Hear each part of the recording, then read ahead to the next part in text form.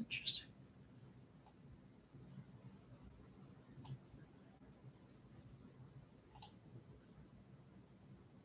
Wow, that's really interesting, but that's actually annoying.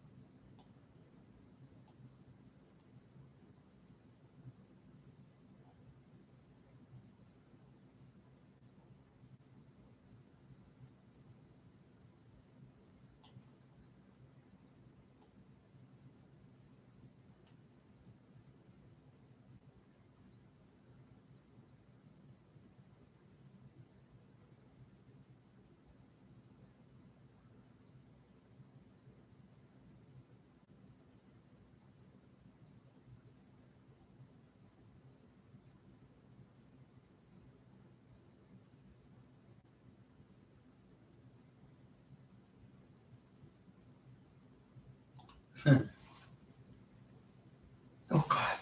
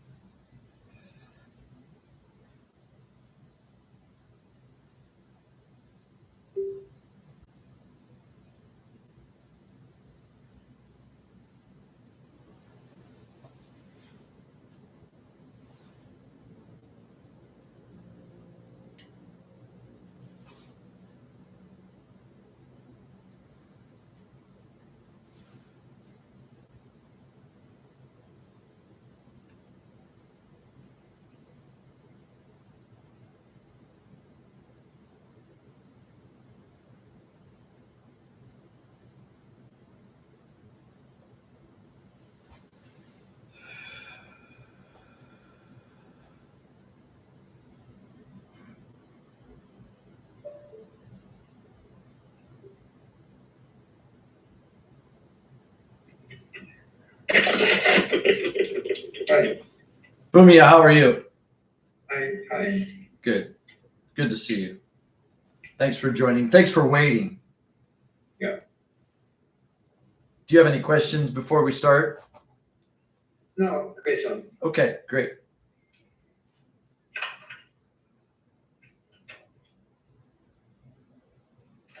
I know.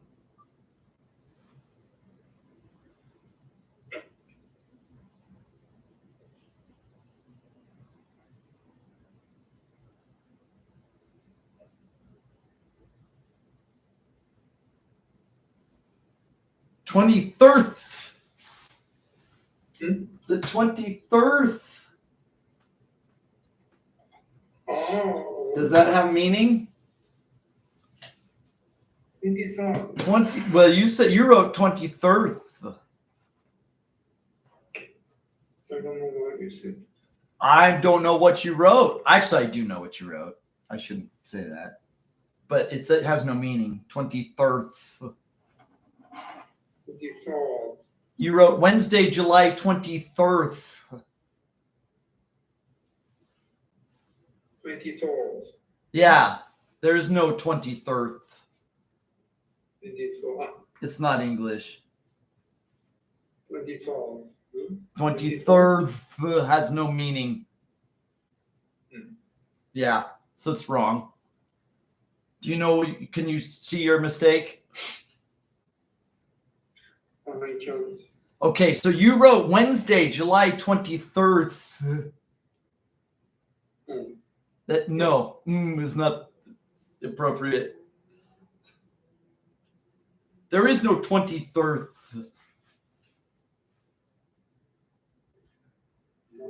You wrote, and I quote, Wednesday, July 23rd. 24th. It's not English. There is Oh, no 23rd.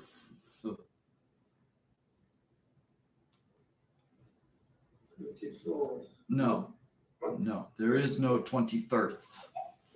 20th. TH is not have. It is not the 23rd. There is no word third. It's not English. So I should.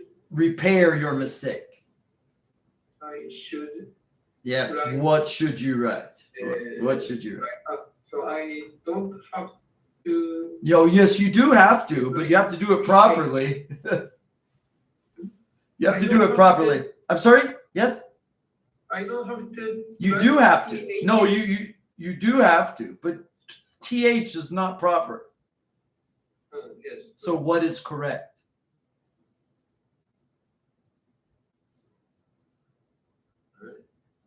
Yeah, I guess you have to think about it.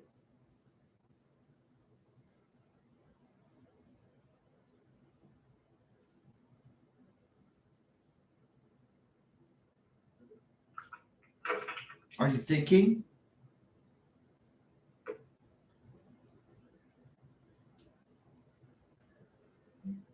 Could you write it in letters instead of using numbers? How would you write it if you didn't use numbers, if you spelled it?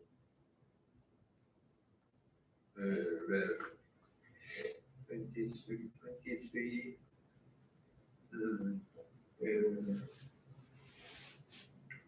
English.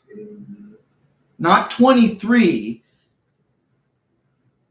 You want ordinal, not cardinal. So we use ordinal and cardinal. Sorry. We have ordinal and cardinal numbers. Ordinal number. Oh. Yeah. Oh. Okay. Oh. These are ordinal numbers. First, second. Right. Yeah. Cardinal is 1, 2, 3, 4. Yes. So we want the ordinal. Oh. It means like order. Ordinal. Yeah. So how would you write this if you spelled it?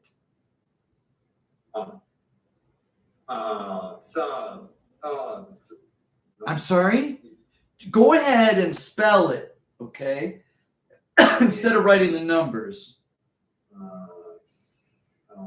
3 is. No. How would you spell it? Wednesday is spelled correctly. July is spelled correctly. How would you spell this number if you used ABC, if you used alphabet to spell it instead of numbers? Do you understand my question? Yes.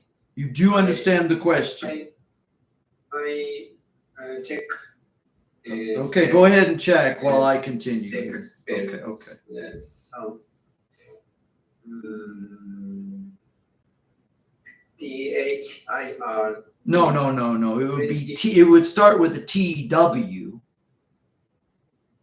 Yeah. 20, 20, and TY. 20,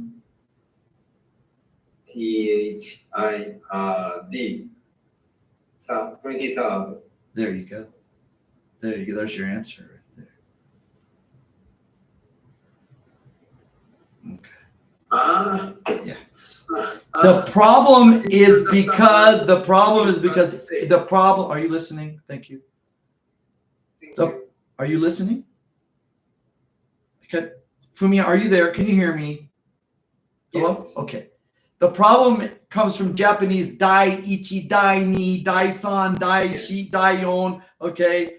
And so Japanese forget that they think TH is like dai or ban, ichi, ban, ni, ban, san, ban. But no, It's just an abbreviation of the last two letters of the ordinal number. Yeah. So you can't equate it with dai or ban. Yes. But I see it's one of the most common mistakes in Japan. I see it on big posters, giant posters that say 3rd anniversary or something like that. Yeah, it's I call it a Zenkoku mondai. It's a all Japan problem. This is why I asked students to put the date on their journal to catch this problem. I don't really care what day it is. If it's Monday, it's Tuesday, it's Wednesday, I don't care. It's English today, right? But to catch this 3rd and tooth problem, so I asked the students to write the date. Okay, do you have another question? Okay, did you understand? Do you have a question, Fumiya? I'll answer your question. I should. I have to. So just go ahead and write the date every time, and if you make the mistake, I'll catch it for you. Okay? I have to write. Well, no, you don't have to do anything. You don't have to do anything. But I asked the students to write the date for that reason. Because so many Japanese people make the same mistake. Fumiya, you're not the only one. This is one of the most common mistakes in Japan. Many Almost Japanese people, every. almost Not just Japanese many. people Almost write. every, yeah. So I asked them to write the date. I don't care what day it is, but they make that mistake. So I'm like, oh, how am I going to catch that mistake? I understand. I understand. Thank you. Thank you very much. Most of Japanese people write Most. CEH. Most. No. Most of. No, not most of. Most. Most. MOST. Most Japanese people. Yeah.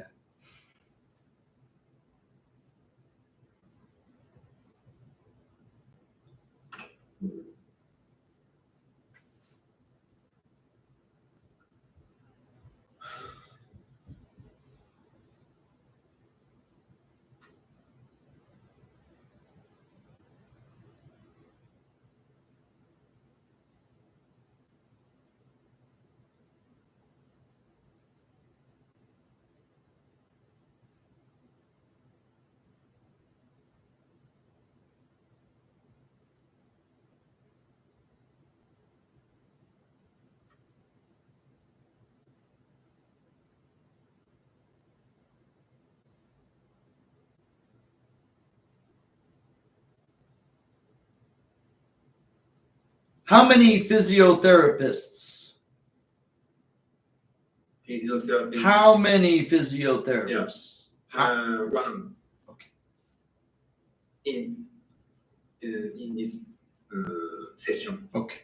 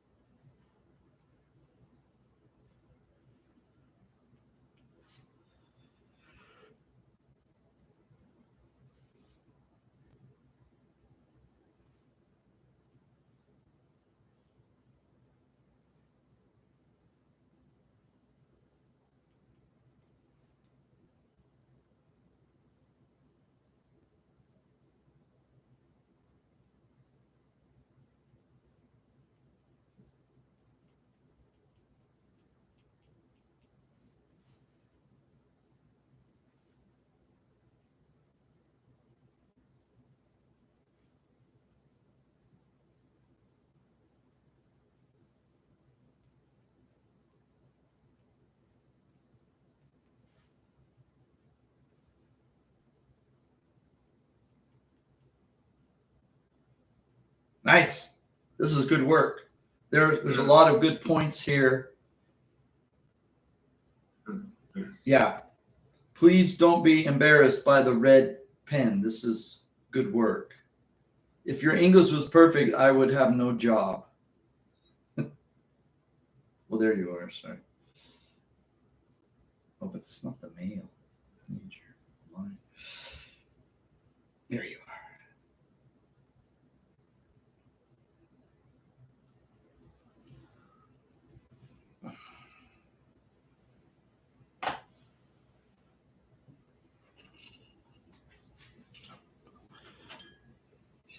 Have you received it? Yeah. I'm sorry? Yeah, thank you.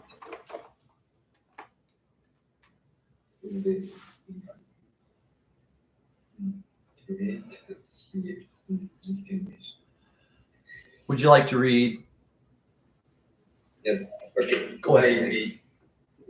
Wednesday, July 23rd. Mm. I went to You had it right the first time. the first time. Yeah, you had it right. That happens in the tests. You know, you change your answer, and the first answer was the correct one. That's very common. It's too common. I went to Yeah. academic conference in Tokyo last weekend for my first time. Okay. In one of these sessions, It would be those. Sorry. Because this was Wednesday, right? Wednesday. Those, not these. My mistake. I missed that one. Oh, Yeah. oh. In the past. Yes. Yes. I went in one of these In sessions. one. In one of these sessions. No, it's those. Those. Those. THOSE. Those. Okay. In one of those sessions, Yes. I participated in improvisation. Improvisation. Improvisation.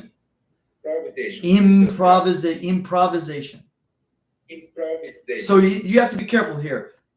I participated in improvisation. Okay. I participated in improvisation. Yeah, I know.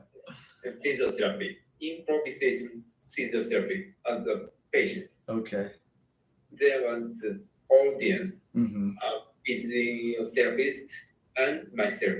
How many members of the audience? Around 20 Okay. audience. Were you shy? Hmm? Were you shy? No, No, not shy. I don't.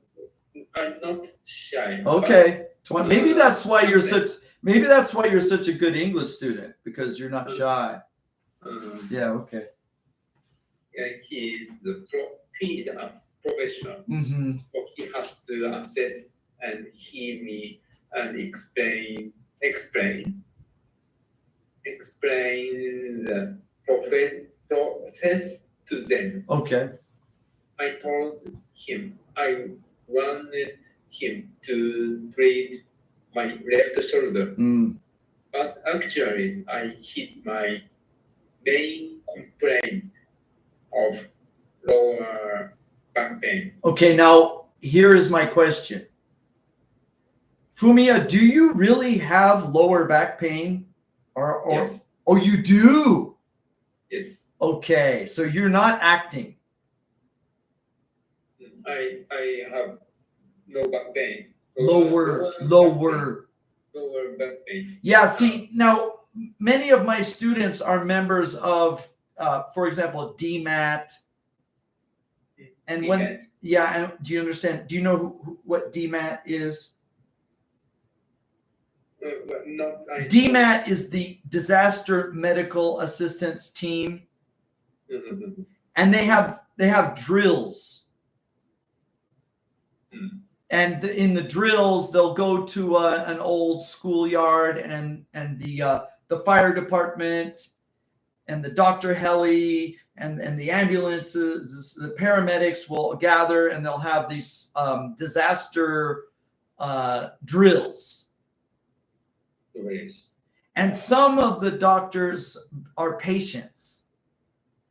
Some of the members, they play a victim, an accident victim, a burn victim, or a head injury, or internal bleeding. They get a card, they get a tag. Do you understand what I'm talking about?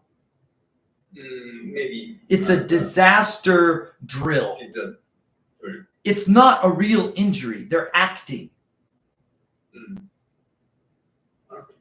Yeah, they're not really injured. They don't really have a head injury. They don't really have internal bleeding. But it's a disaster drill. Fumia, do you understand? Yeah, it's just a drill. It's a drill. It's not real. But it's practice for a real disaster. I have real. I'm sorry. I have real lower back pain. Yeah, so you were not acting. You were not acting. Acting. No, you were not. Were you acting? I'm not sure. I'll ask you again. Do you really have lower back pain? Lower back pain. Lower Back pain. Do you really have lower back pain? Yes. So you're not acting. Acting. What is acting? Acting. Acting is what actors do. Acting. Do you know Romeo? Do you know Romeo and Juliet? I know. Okay. Do you know what happens in the end of Romeo and Juliet? Have you ever seen the ending? Actually I don't know. Well, I'll just tell you the ending. They die. Right? They die. Oh. But they don't really die. They're just acting. Okay. Acting. But you're not acting. You really have lower back pain.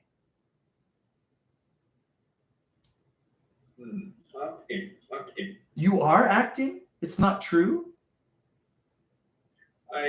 Are you an actor? I thought you were a physiotherapist. I didn't know you were an actor. Actor. What? I don't actor. I am not actor. So you do have lower back pain. Yeah. I'm just curious that I'm just worried that you don't understand what a disaster drill is.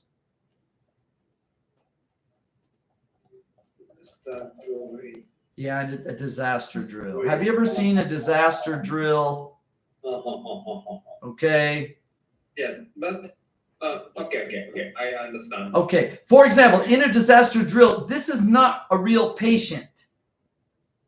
Yes. Maybe this is a doctor. Maybe this is a fireman. They're acting like they have an injury. Okay. Yes. Thank you. Okay, as long as you understand. This session isn't drill. Real physiotherapy. But how many physiotherapists have a real condition? If I was in this session and they said, okay, you're a patient, I would tell them I don't have any problems. And they go, okay, next. It would be very boring. I guess you're lucky that you have lower back pain. Unless you're a really good actor. Okay, let's continue. That's fine. I hit my main complaint of lower back pain. Okay. I started. I'm sorry? he started to assess me and found my main complaint was my left shoulder. Interesting. Finally, he found my. I'm sorry? One more time. Finally, he found. No. Yes. He found Yes. my lower back pain.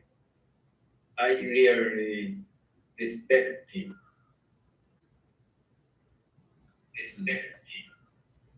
Found. Um, Found. OU is owl, like mouse yeah. or house or found. Okay. So, and you were not acting. He really found your lower back pain. I'm sorry? Yes. One more time. Sorry. So you were not acting. You really do have lower back pain. Yes. And he found your problem. Yes. That's interesting. Yeah. Okay. In this physiotherapy session, this improvisation session, how many patient cases? Yes. How many? So you were an audience member, right? Yeah. But right. you volunteered Yes. to participate. Yes. How many audience participations were there? 10. Okay. 10 patients. Did everyone have a problem? Yes. Really? Yes. Yes. What was the most common problem? Lower back pain? Not lower back pain, but Other examples? So many problems. For example. For example, ankle pain. Okay. Shoulder pain. Okay, I see. Something. He has a problem to walk. Yeah, okay. And this physiotherapist was able to find everyone's Yes. chief complaint. Yeah, it's almost, I don't want to say it's a magic show, but Mm. it's almost like when the magician says, I know your card, in something like a magic show, but it's reality, it's medicine, it's science.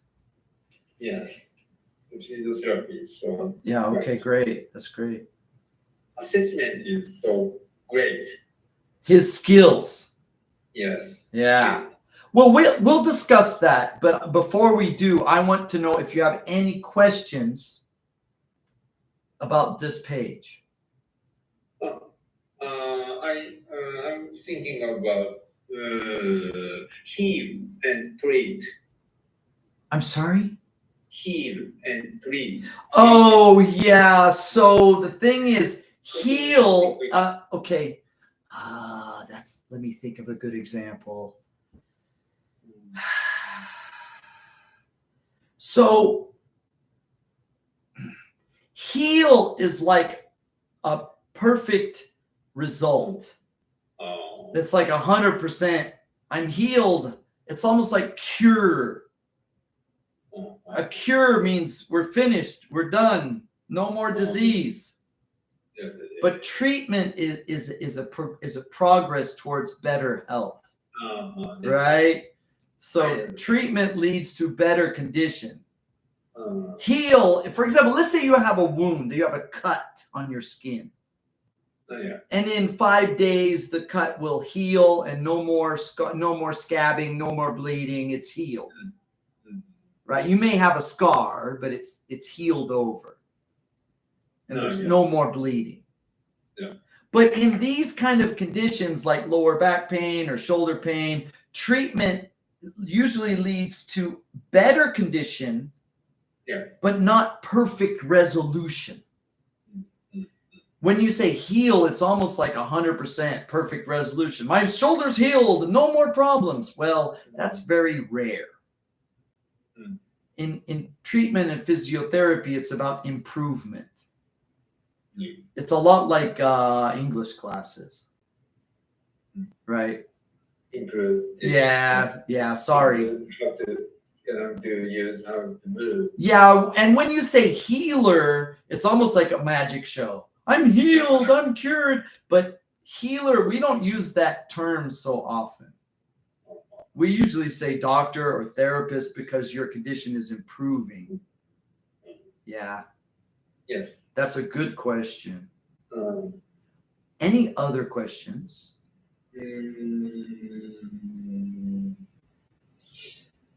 I remember. Actually, I remember I ended up ing. So, but finally, I should use finally. He found my Found. found. O-U-ow. Found. Yes. Yeah. Mm. Yeah. I don't have to end up ing.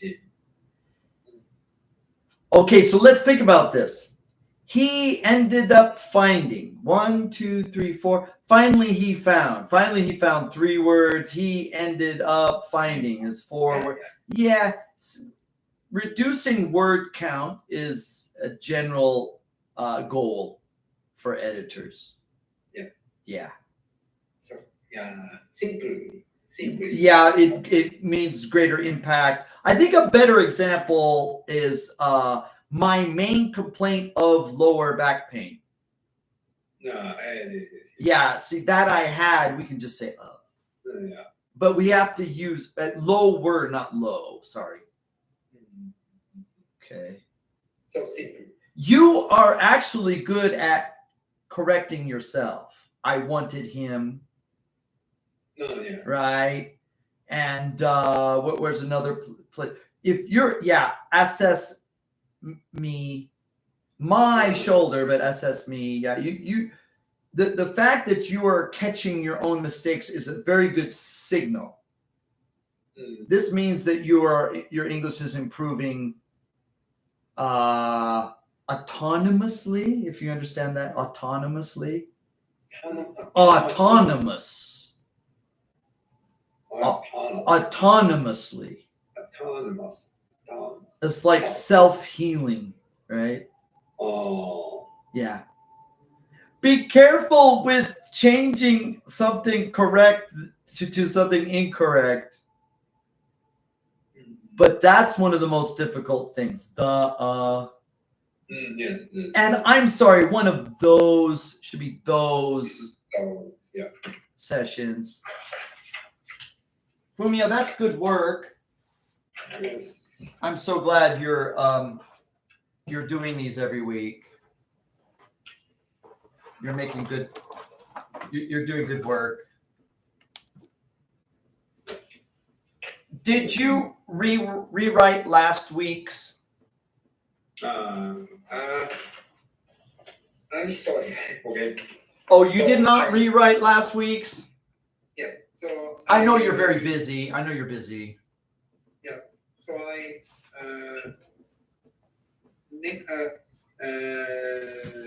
after this class, Yeah, that's fine. The reason I'm asking is because I wanted to answer any questions you had. If you had questions from last week's, I wanted to answer them. Actually, I don't have questions. Yeah, okay. And so each time, I'm just going to make sure that if you have, because when you do the rewrite, you might have another question. Yeah. And so I want to make sure I answer those questions. So yeah, that's fine. Great. Good work. Let's have a discussion.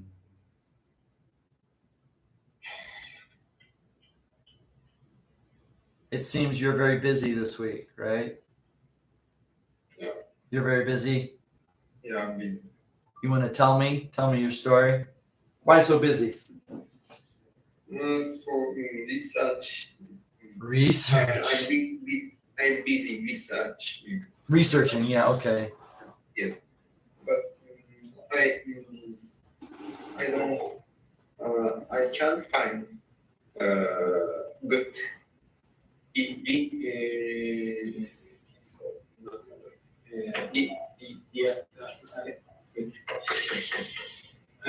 Result. No good results. Yeah, I can't find good result. So I text, I email Dr. Yamamoto every day. Please remind me the subject of your research. What are you exactly are you researching?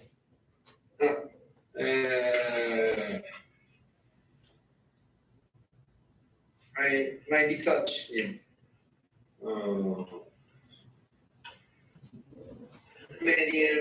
medial lateral perturbation and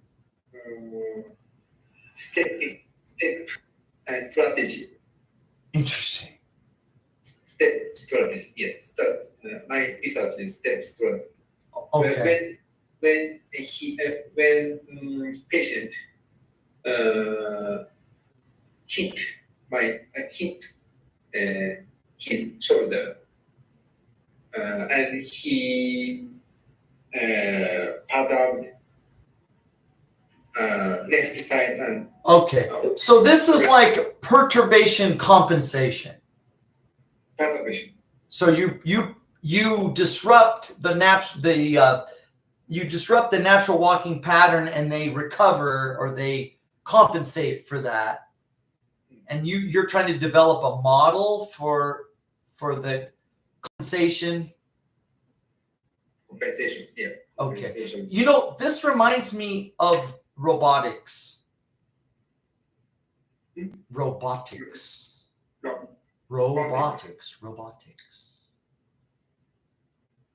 Do you know what a robot is? Robot. Do you understand what a robot is?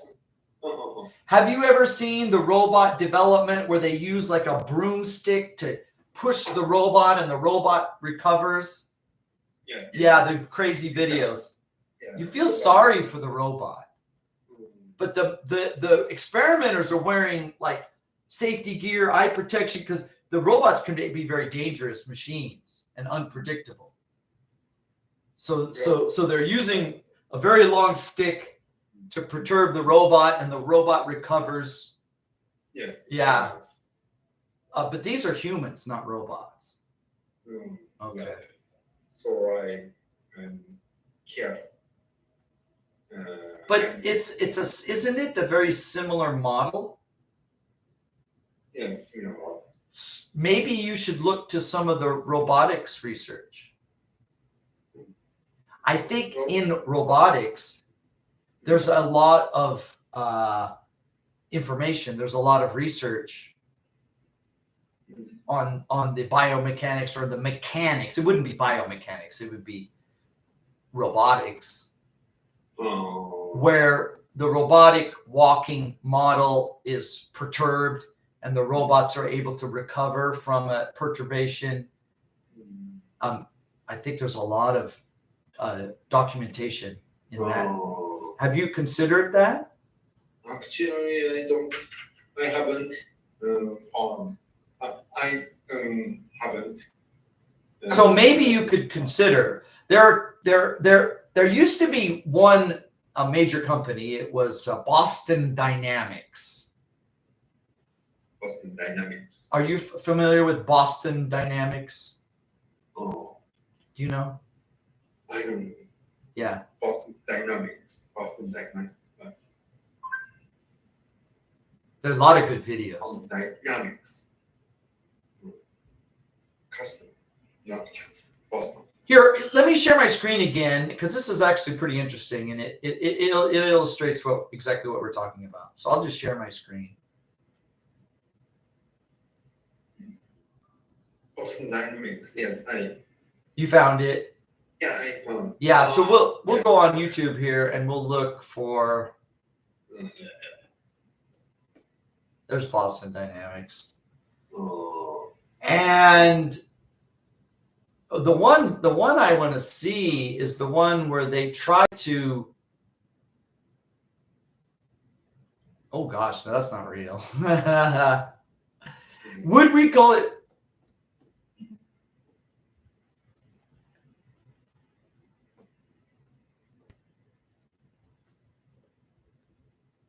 Oh. Is it perturbation? Oh, yeah. Yeah, I don't know. It's going to be hard to find that one. There used to be some really popular ones where they try to. Maybe I'll just say push Oh. the robot. That might give me what I'm looking for. Yeah, there. Push push up. Push the robot. Yeah.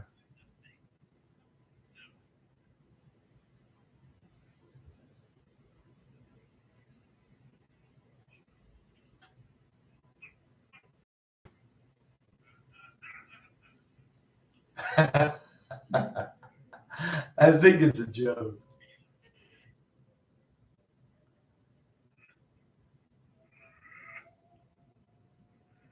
Somebody added the crazy audio to this.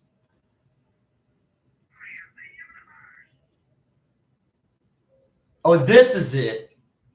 Oh. Where they actually try to thwart the robot's goal, but it resumes its task.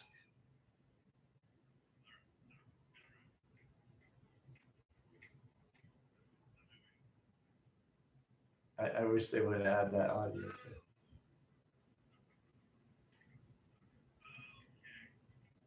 it. You kind of feel sorry for I'm sorry. Yeah, somebody added the crazy audio to it. But there's been a lot of research around this. Oh, I better stop that. It's background. There's been a lot of research on this, and you're not the only one. But when it comes to the robotic model, everything is understood because this machine is a human creation. So all the dimensions and the power requirements and the torque and everything is understood. The model is well understood. And robots tend to be more strictly confined in their ranges of motion, whereas a human or a biological machine has a lot of squishiness to it. Do you understand the difference between a machine and a biological component?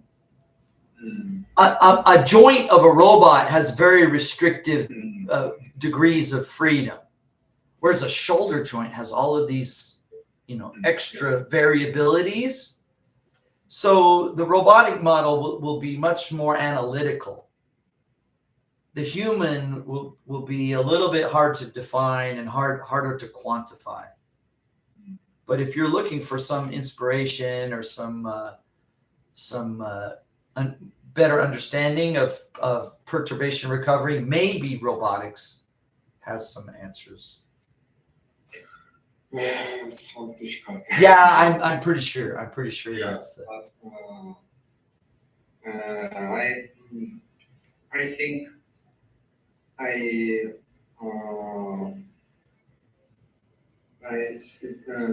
I think is it correct? Is it go well? I think myself.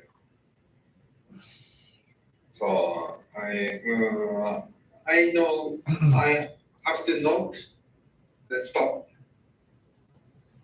Well, maybe if you look to some of the robotics research, you might get some inspiration.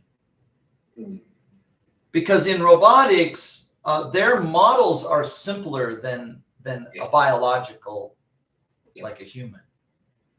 Like I say, their degrees of freedom are much narrower. and the mechanism is more defined and understood. So their model would be a little more understandable. And then you might be able to apply that to the biology, right? So I check. yeah, maybe that helps. Yeah. Good luck with that. Yeah. Actually, I'm more curious about your improvisation physiotherapy, and your lower back pain and this physiotherapist technique. Can you tell me a little bit about this physiotherapist? How old is he? How he's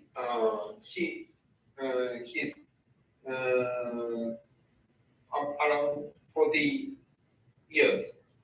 How long has he been a physiotherapist? Sorry. How long? How long has he been a physiotherapist? Around 20 years. So he has lots of experience. Yes. Mm. So actually, he had left shoulder pain Himself. Yeah, okay. He has, but I got treated. Well, now I'm curious, his assessment of the patients, actually they're not patients, but it's a improvisation, I guess, right? How did he make his assessment of your condition? It was all physical, it was hands-on, it was visual, he was observing you. Tell me about this assessment process, please. Visual assessment and manipulation. manipulation. Okay. And, manipulation and visual manipulation, visual manipulation. Interesting. Yeah. Correct goal and correct. Oh, goal. okay. Something wrong.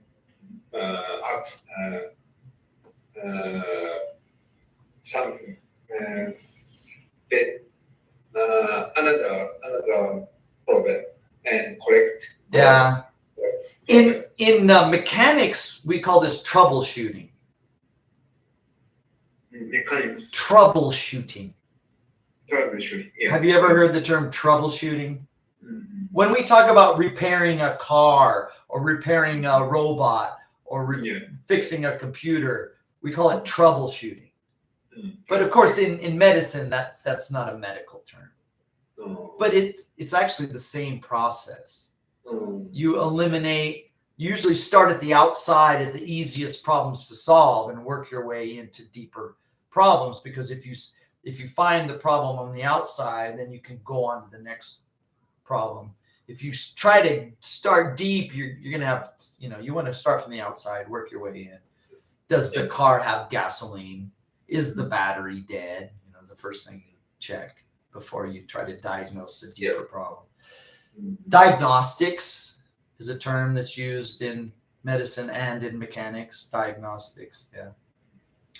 I'm curious, actually, in this process of manipulation, if there's inflammation, would he be able to detect areas of the body that were a higher temperature than other areas of the body? Do you understand my question?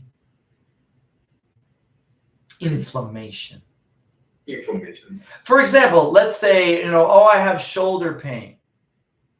And he's checking your shoulders and he notices that the right shoulder is warmer than the left shoulder, or areas that have a high elevated temperature, which would indicate inflammation. Can you detect that with the fingers? Can you detect areas of inflammation with the fingers? Maybe yes. Maybe. Tell me more, please. When you are manipulating a patient, Can you sense when an area has inflammation because it's the higher temperature? Higher temperature and Stiffness. Yes. Okay. And trace of bone. Bone position. Limb. For example, limb. Yeah. I'm sorry? For example, Limb. oh, the rib alignment of the ribs Yeah. out of alignment? Yeah. Okay. Wow. Uh, You mean the floating ribs? Yes. Yeah, okay. So there's the rib cage and then there's the float. How many floating ribs? 22. No. The floating ribs. Okay. So some of the ribs are joined at the sternum, and some of the ribs are floating. They're not joined at the sternum. And I forget how many floating ribs. Floating ribs is 7. 7 ribs are floating. 10. 10. 14. So 12 ribs are joined at the sternum, and then 10 ribs are floating. Yeah. Okay. 10 is floating. 5 on each side. Sorry. 10 and 20. So 10 ribs on each side are floating. Yeah. And And then 12 ribs on each side are joined at the sternum. Sternum. Okay. Oh gosh, I forget what I was gonna ask you. Oh, what about guarding? Guarding. gone. Ow. Oh. The patient, if they have pain, when you find an area of an area of tenderness, they will guard. The patient will they will respond to the touch. Yeah. And this is called guarding. Oh. Don't touch me. But I'm exaggerating, but while you're manipulating, you'll get a response. It's called a guarding response because you've found an area of tenderness, and it probably indicates inflammation, and it probably indicates damage, or it might even indicate a nerve, a pinched nerve. Yeah. No. Well, I have a problem. One of my discs it pinches my ulnar nerve, and it goes all the way from the middle of my back to this half of my finger. You know the ulnar nerve? I have a pinched ulnar nerve on the left side. No. Ulnar nerve. ULNAR.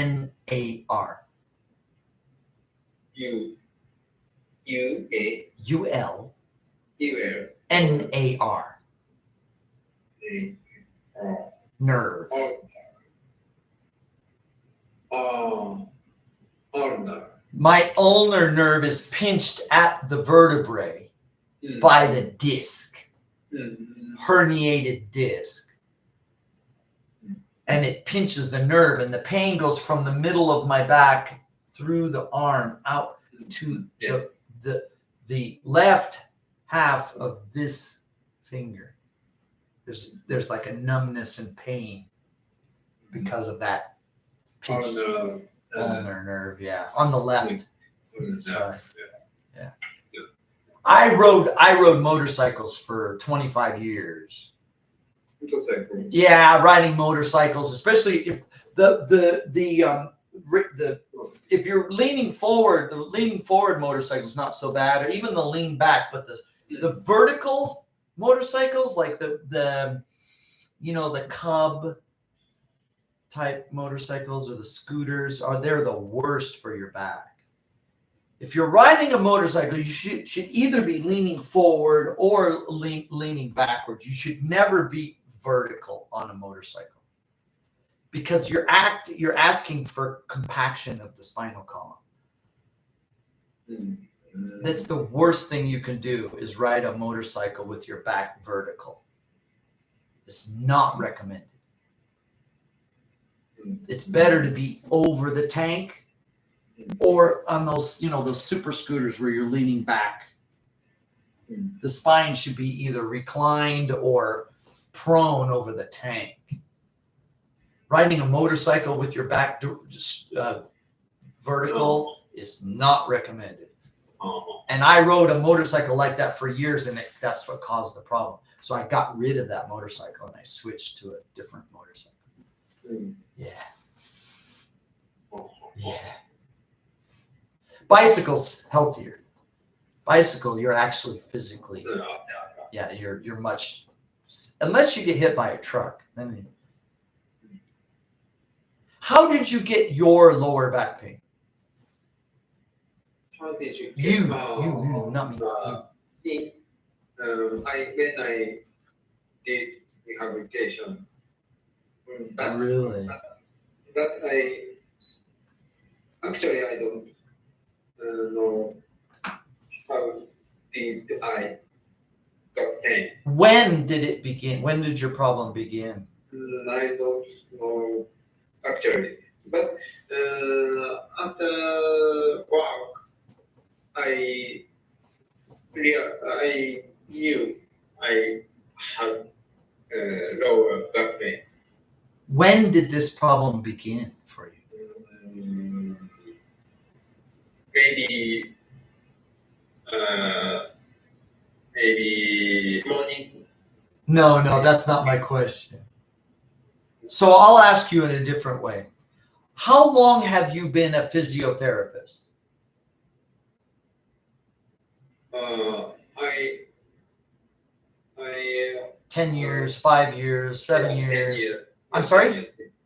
10 years. Okay. So you've been a physiotherapist for 10 years. Yeah. When did your lower back pain begin? Begin. Yeah. Begin 10 years ago. from the very beginning. But I heal, but I treat, and I don't have lower back. Treat and got pain. So it's not necessarily chronic, it's intermittent. It's an intermittent problem for you. Do you understand intermittent? Intermittent. Well, we have chronic and we have intermittent. We have flare-ups and recovery and flare-ups and recovery.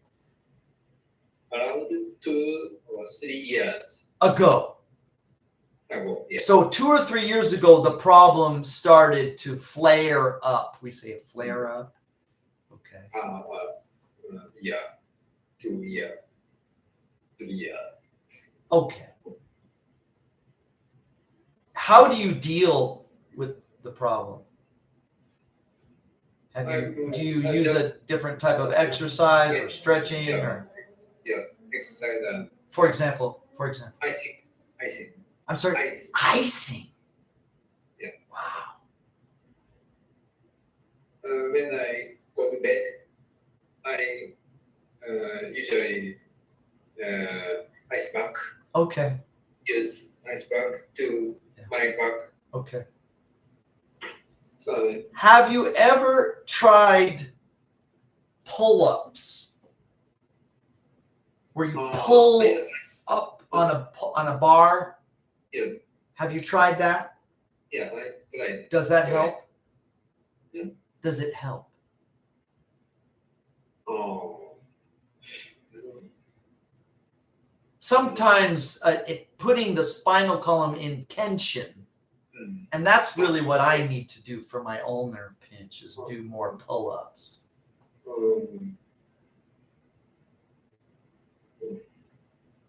Doesn't help? Pull-ups don't help you? That means yes or no, I'm sorry. Pull-ups. Do you know what pull-ups are? Yeah. Do you do pull-ups? I don't pull up. My recommendation, try pull-ups. Maybe there's a playground near your apartment. Sometimes the playgrounds have pull-up bars for the children. Pull up. Pull-ups. Pull ups. Yeah. Think. Yeah, you could try that. There's another recommendation. It's the inverted, they call them gravity boots. Do you know what gravity boots are? Gravity. Gravity boots. Gravity boots. Do you know what those are? Yeah. No. So they're special boots. They look like ski boots and they have a special hook. And you suspend your body upside down by your feet on a pull-up bar. Gravity boots. Do you understand? Suspending your body upside down from your feet. Gravity boots.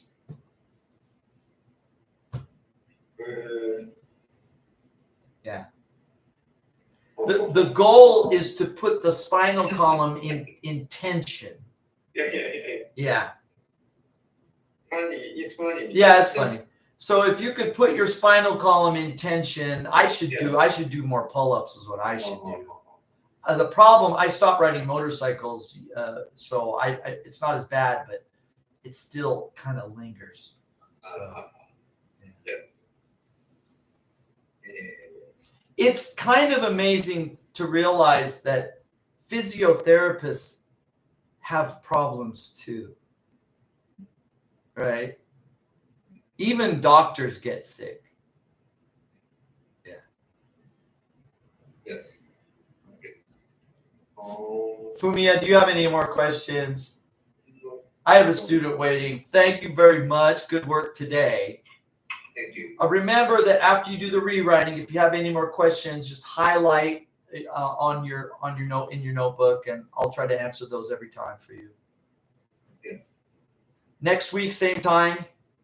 Yes. I'll see you. Oh no, this. When is your holiday in August? I don't holiday. So, are you taking 5 lessons this month? Oh. Should I? It's up to you. If you would like, you could take 5 lessons this month and 4 lessons next month, or you could take 5 lessons this month and 3 lessons next month, or you could take 4 lessons this month and 4 lessons next month. It's your choice. Oh. Please send me a message when you've decided. Okay. Okay, thank you very much. I'll see you next week, I hope. Thank you. Okay, Fumiya, take care. Good night.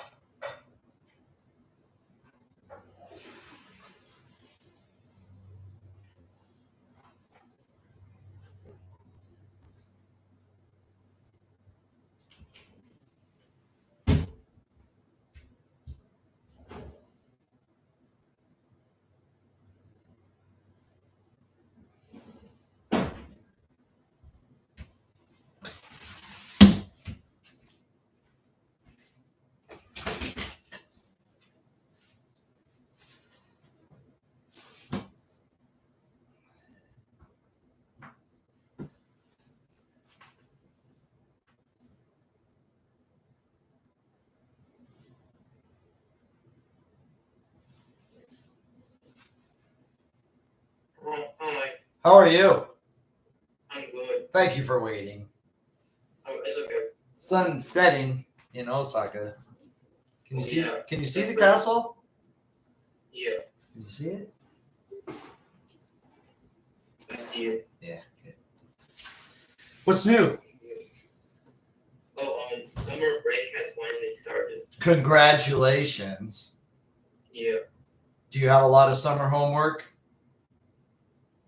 Yeah, and also like I have to like study for my final exam. So. You know, in my country, summer homework equals dead teacher.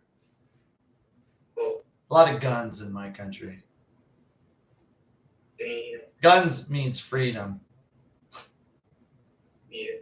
We don't have vacation homework. This doesn't happen. Yeah. It's the dumbest idea. That's true. Oh well. I mean, what do you do? You can't really complain. It's not going to change Like anything. I've like read I have to like read a Japanese book and like write about it. Book report. Yeah, book report. Yeah, vacations are vacations. Yeah. The day before the vacation. Actually, no. In the American schools, everything is usually due the week before the holiday. Oh yeah. Because the teachers, when the vacation comes, they're gone. They get 3 months holiday. And they don't want to be sitting around for 2 or 3 days after the holiday starts checking papers, because all the reports have to be in by the last day of school. Yeah, that's true. And so the teachers will have the due date the week before the holiday. Yeah. And then the last day might be a test day, but the test gets corrected, right? Actually, the best way to do it is the last day of school is just review over who got what wrong, because everything's been handed back and the grades are done. And the last day of class is like going over the mistakes and the questions that the mistakes everybody made. You know, why did I get number 3 wrong? Well, everybody got 3 wrong because, you know, it's not going to affect your grade because everything's been turned in. The test has been taken. You've gotten your results back. The grade reports have been sent to your parents, right? You're done. Yep. See you next year. And our year begins in September. There's no summer holiday homework. Doesn't happen. Doesn't happen. That's weird. Summer school is for big failure people, right? It's like a troublemaker. Yeah. I gotta go to summer school. Why? Because I didn't study. Yeah. Most people, summer. Either you're just playing or you have a job. I had a job at my father's company. I made money. Okay. Yeah, it's pretty cool. I had more money than my friends because I had a good job. That's good. I mean, I wanted to play, but play costs money, so he tried to get me to work on weekends too, and I was like, I don't want to work on weekends. Yeah. Did you do homework? Oh yeah, I think I sent it. Okay, thank you. I hope you can have some fun this holiday. Oh yeah. I hope there's not too much homework. Kind of makes you want to go back to America, doesn't it? Yeah, it does.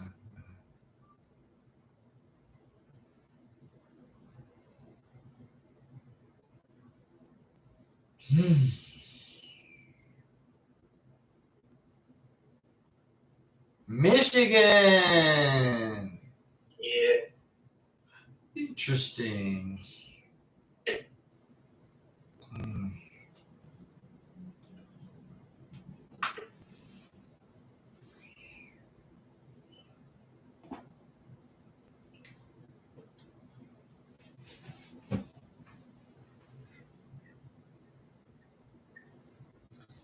Surrounded.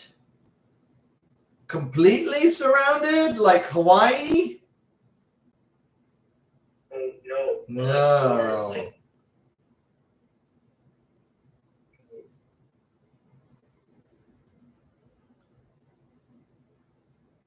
Let's say it's surrounded on 3 sides.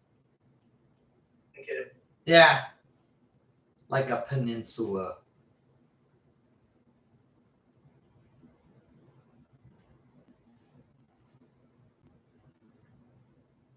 Oh.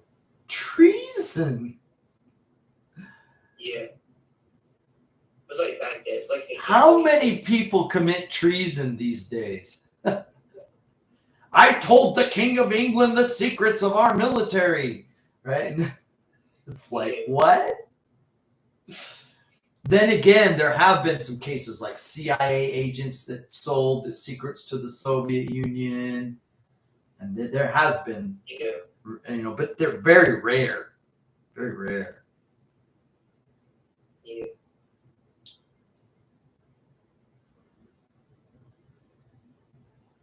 Wow, that's amazing. I think back in those days, death penalty was a very common form of punishment, right? Yeah. Yeah. What about murder? Wouldn't murder be the death penalty? I think not, because like I guess if you murder an enemy soldier, that's no big deal. But if you tell them one of your country secrets, then you're going to hang. Okay. Priorities. Do you know the rule about Japan? no. So if you kill one person, you might end up in prison for life, or you might even get out after a certain time. And this is for adults, right? I mean, we're not talking about children committing crime. Like Juvenile crime. Yeah, I'm talking about adult crime, right? But if you kill more than one person, if you kill 2 or more people, it's basically automatic death penalty. Oh. According to Japanese law. Yeah. Like the electric chair. I don't know. Maybe it's the electric chair. Maybe it's. I think a lot of death penalty is performed by lethal injection. Oh. Do you know what that is? Painless. Do you painless? Yeah, I guess so. If there's such a thing as a painless death. I mean, think about the anguish. You know what anguish is? No. I mean, even if there's no physical pain, it's like, oh my God, I'm going to die. Oh my God, I'm going to die. I mean, that's pain, isn't it? Or like a mental pain. Yeah, that's what we call anguish. Oh. Yeah. All right. What about like hanging? I'm sorry? Like, does hanging hurt? God, who knows? It's not like we can ask the people that were hanged, hey, how did that feel? Yeah, that's true. They're not going to tell you. Maybe the ones that survived, man, that hurt, But the ones that died, they're not going to say anything. Do you know what they did in France? They chopped people's heads off. Oh, it said that like some scientists like did an experiment and it's like there was this one dude and like he was like a criminal and like his head was about to get chopped. Mm-hmm. And like the scientists said like how long does it take for a human to die after they're like head chopped?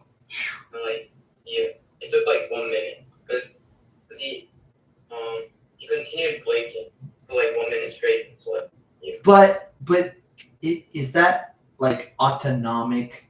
Well, it's like a natural. Reflex action. Yeah. Right. I mean, who knows? In my experience,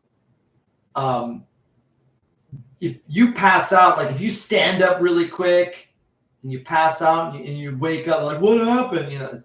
I think as soon as your head's chopped off, there's no blood pressure to your brain. It's like you're not going to be conscious. Oh. Yeah. I don't think you're going to feel anything. I want to change the subject. Okay. Okay. The Frederick Major Gardens and Sculpture Park in Grand Rapids has a 24-foot high bronze statue that was completed in the 1990s and was based on a design by Leonardo da Vinci. Interesting. Have you visited that? Oh, you used to live in Michigan. That's why. Yeah. You used to live Oh. there. I've never been to Grand Rapids. Maybe next time you go. Would you ever go back there? Yeah, I think. I hope so. Someday. I don't know. You still have friends that live there, right? Oh yeah, so like that's the reason why I chose this topic. Yeah, okay. Like my friend is like in Michigan, like it's like summer break already started. Like I think it started like 3 weeks. And he didn't have any summer homework. Yeah. Like- He was like, Lucky guy. yeah. Does he have a job? No, he doesn't. Yeah, okay. Which means he doesn't have any He's money. in high school right now. It doesn't mean you can't have a job. Yeah. That's true. But you still communicate with each other? Oh yeah. That's cool. Like WhatsApp. Were you Roblox friends? Is that where you were? Oh yeah. Well, I have this. I have their contact in Roblox, but like I don't really use Roblox to like contact people. So. But you went to the same school together? Is that what happened? Oh yeah. Yeah, okay. We went to the same school and became friends on like WhatsApp. Well, that's It's like interesting. It's like Line, but like yeah. Okay, I got it. I got the first one.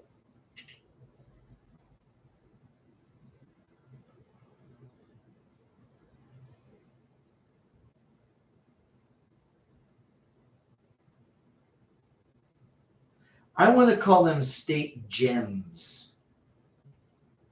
Oh.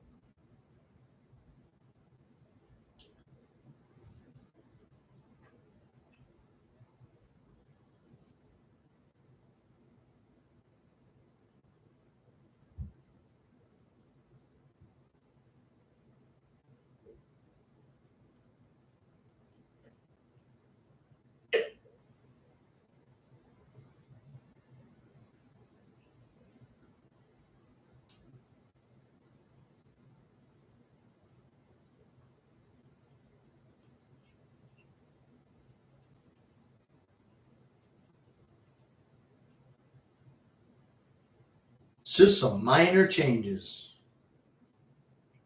Yeah. Nothing really big, just some minor changes. Yeah. Okay. Alright, I got it. Excellent. Excellent. Yeah. You know where that's from? Is it like a meme? Well, it was a movie. It was Keanu Reeves and I forget this other guy's. Bill and Ted's Excellent Adventure or something like that. Oh. Yeah. It's a meme now, yeah. Yeah.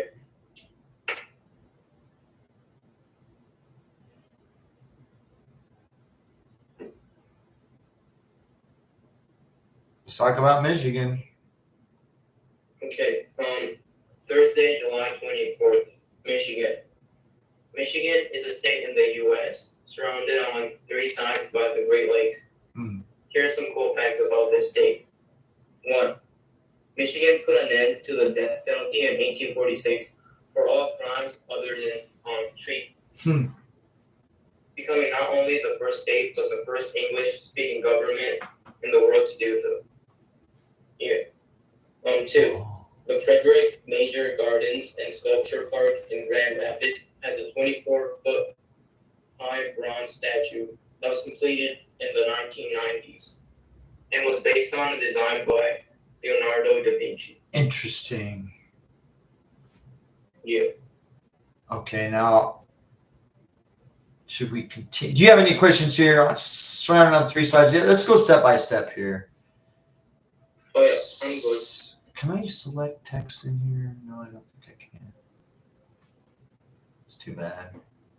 Line is kind of stupid. Well, let's check out Michigan. Okay.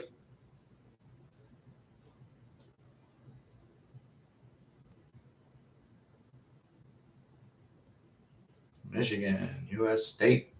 Boom. And do we want images? There's Michigan. Oh, there's Upper Michigan. It's like yeah. Yeah. Have you ever been to Upper Michigan? Oh yeah. Okay, but you didn't live in Upper Michigan. Yeah, I lived in the lower. Okay. How do you get back and forth? Is there a ferry? Is there a bridge? I think there's a bridge. Okay, that'd be cool because there's definitely lots of cars. Oh, maybe there's a bridge. Yeah, it looks like it. Oh, it's the Mackinac Bridge. We can do like bike. We can like ride on a bike. It looks like it's pretty long. Yeah. I kind of want to know about the Mackinac Bridge. I think I went there. It was pretty cool. But you were down in Detroit, right? I was like in Novi. It's like Near Detroit? yeah, it's like near Detroit. But Detroit is funny because it looks like Detroit is on the other side of the Detroit River and the St. Clair River. So it's almost over. No, that's Canada. Sorry. So you're actually close to Canada. Yeah. The other side of the river is Canada. Oh yeah. Yeah, that's interesting. I've never been there. So. All right, so let's see. We got Lake Michigan, Lake Superior, which is the biggest Great Lake, right? Yeah. And then Lake Huron. All right. Yeah. Cool. Yeah. But I really need to know. Sorry, wrong button. I really need to know. No, Mongolia. There we go. There's the international border.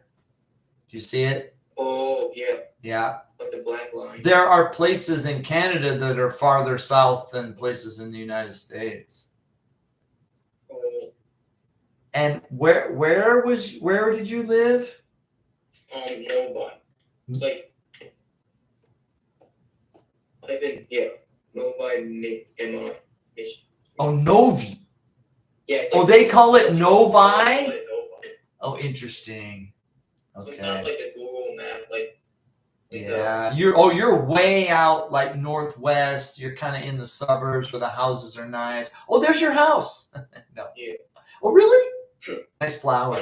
No. My house is like in like Sandstone Drive. Like Yeah, I think we went there before. Sandstone Drive. There's the sandstone. yeah. But now when we talk, oh, I see. Windsor, Canada, and Detroit, Michigan are like the sister cities. Yeah. So I guess people go back and forth a lot. Like, oh, I'm going over to the Windsor side, or oh, I'm going to America. Yeah. That's interesting. Ambassador Bridge. I guess that's where people cross a lot, right? Oh yeah. Okay. Did you go into Canada very often when you lived there? No, I went to like Detroit for like on basketball to watch basketball, but like I didn't go like over to Canada.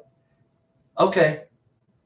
Easy to do, but I guess no reason to do it, right? What about Lake St. Clair? Did you ever spend time on Lake St. Clair? Oh, I think no. Okay. I went to like Lake Michigan and like Lake Huron. Okay. Here. Not Lake Erie. Yeah. No, Lake Michigan's, that's on the far west side. Yeah. And you said Lake Huron? Okay. I'm interested in this bridge. That looks like a long bridge, man. Look at that. It's quite a bridge. It's not a bridge to Canada. It's a bridge to Upper Michigan. Yeah. What? Man, it gets cold, I guess, huh? It was like that. Yeah. Wow, what a bridge.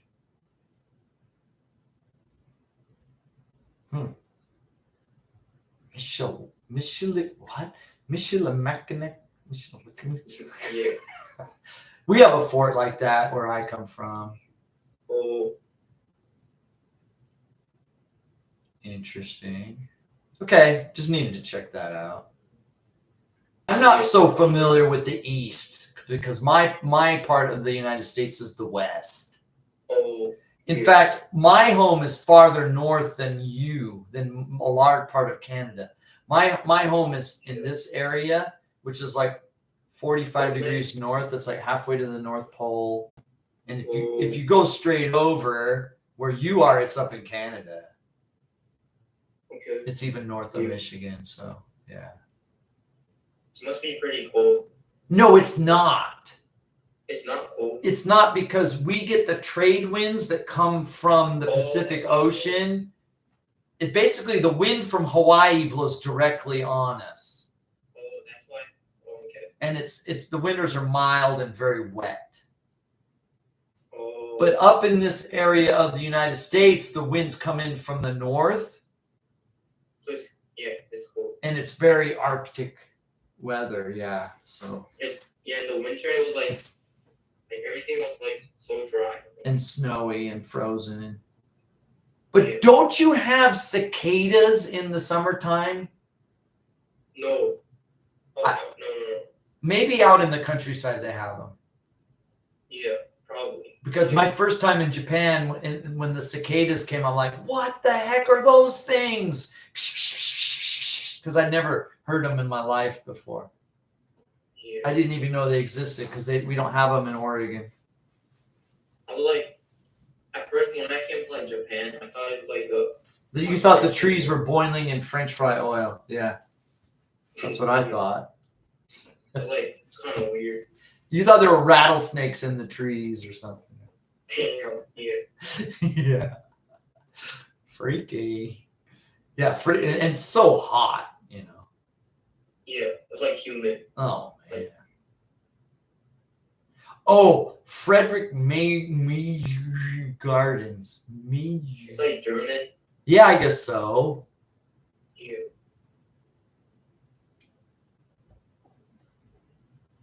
It's like a horse statue. I think.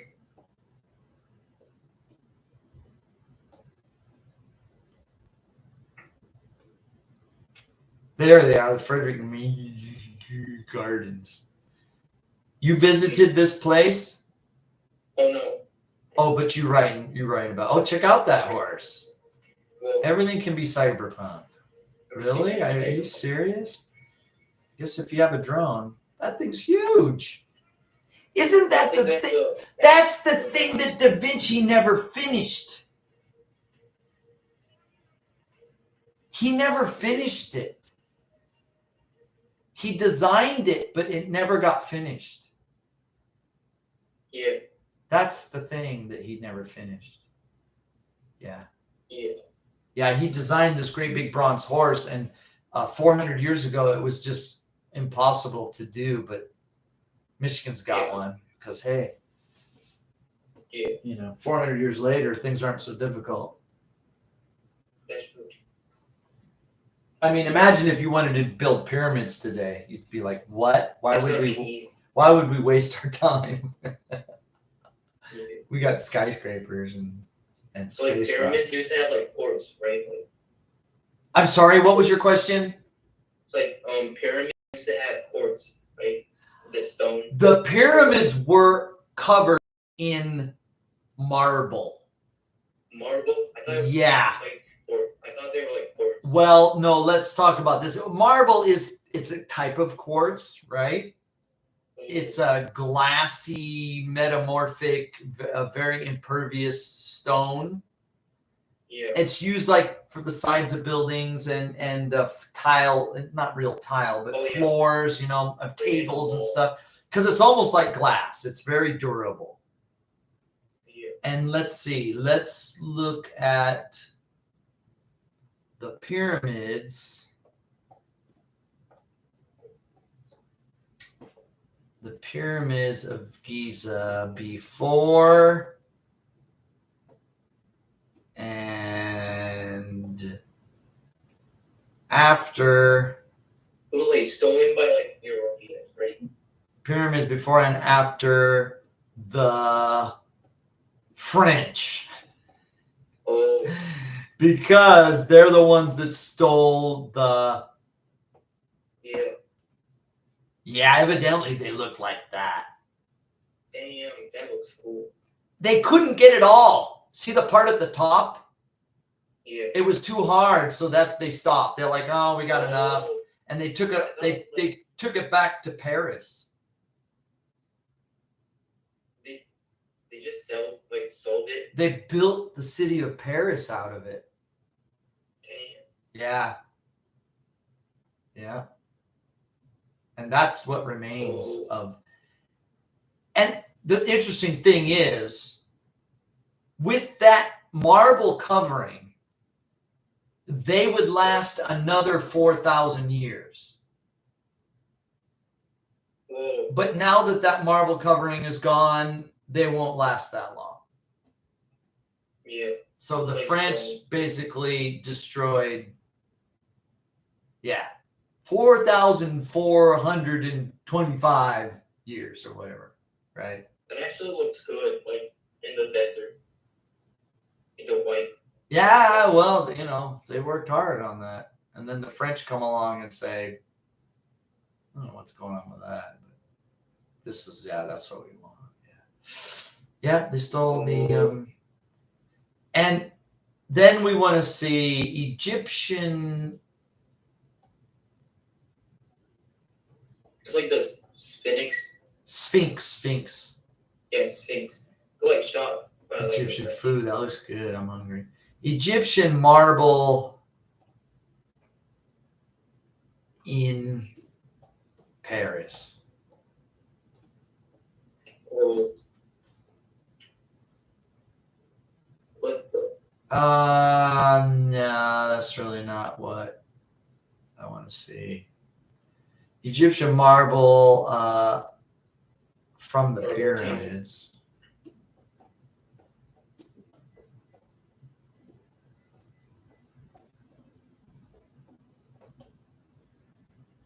Maybe that'll do it. Oh. Yeah, it's gonna be hard to. No. Google doesn't know what I'm asking. It's pretty hard to like. I think if I just say marble architecture. Yeah. Yeah, like that marble is marble from those pyramids. Oh. Yeah, they used it to build. They used it to build. No, not that. Yeah, there we go. They use it to build their fancy buildings and stuff. That's kind of bad. Yeah, it's like, kind of, Oh, there are some of the real things that they stole away, right? They stole. They're like. Well, I mean, who's gonna stop them? Hey, don't steal that. Those are our pyramids. I mean, these guys got guns, right? We have the guns. We want your marble. Yeah. Okay. So why are we talking about this? Because we were talking about Da Vinci's horse that got completed 400 years later because it was easy. Building the pyramids is like, sorry. We'll build a rocket ship to Mars, but building pyramids again, no thanks. Yeah. Okay. Interesting horse. Yeah. Okay. 24 foot high. I guess, is that how big Da Vinci? It's like a horse. Is that how big he wanted it to be? Maybe. Yeah, I think. Well, building that thing 400 years ago, first of all, it would have to be done upside down, right? Oh, yeah. They'd have to pour the bronze into a mold with the feet up and the head down. Because the bronze is liquid, right? Yeah. Yeah, it was a huge undertaking. Okay, now it's solid. Now it's complete. You break the mold away. How are you going to get this 24-foot piece of bronze turned around right side up and without cranes and stuff, right? With a bunch of horses and men and ropes, and you're going to kill somebody, right? Yeah. How did the Japanese build the Daibutsu giant Buddha of Nara 700 years ago? Good luck with that. But they did. Like they use like the wood. Jesus, that must have been. Kind of building like the Statue of Liberty. How many people died on that project? Oh no, he fell in. Let's help him. No, sorry, can't help him. He fell in. Dude. Do you have any questions? I'm good. You understand surrounded on three sides. This is what we call a peninsula. Yeah. So Michigan's a peninsula. Can you name any other peninsulas of the world? Oh, like Ireland. Ireland is an island. Oh, okay. An island surrounded on all sides by water. Yeah. Can you think of another state in the United States that sticks out into the ocean? New York. No. Wait. No. I would like hurricane sounds. No. Think of a state. Now, Michigan sticks up into the Great Lakes, right? Yeah. But what about a state that sticks out into the ocean? Florida. Yes, exactly. Oh. And the Japanese have a great name for it. They call it a hanto, which means a half island. I'm like, it's not a full island. It's only a half island because it's surrounded on three sides instead of four. Four sides, it's not a table. It's not a square. It's an island. Maybe all sides. How many sides does it have? Well, it's an island. Hanto. Yeah, okay, I understand that. What about in Japan? Any examples of peninsulas in Japan? Like the Chiba. I forgot the. Chiba Hanto. Yeah, Chiba. Chiba Peninsula. There you go. Any others? Shiratoko. I'm sorry? Hokkaido. Yeah, I guess there's a. Shiratoko. Yeah, okay, there's a peninsula up there. I'm thinking Ki Hanto, where Mie and Wakayama and Nara. And then isn't Izu Hanto? Oh, yeah. Yeah, okay. Great. It's like near me. I guess that is close to you, yeah. Yeah. When Japanese people say Ito Izu, I'm like, it's not Izu Hanto, it's Iz. Is. Not Izu. Izu. Yeah. Yeah, okay. Great. Okay, 3. Those keystones, which are the state gems of Michigan, are made from 350 million year old fossilized limestone. Nice. Yeah. I remember finding one of these stones when I visited Lake Michigan. Did you keep it? Oh, yeah. Do you still have it? Oh, let me check. Can you show me? Yeah, let me check. I think it's in the other room. Okay, take your time.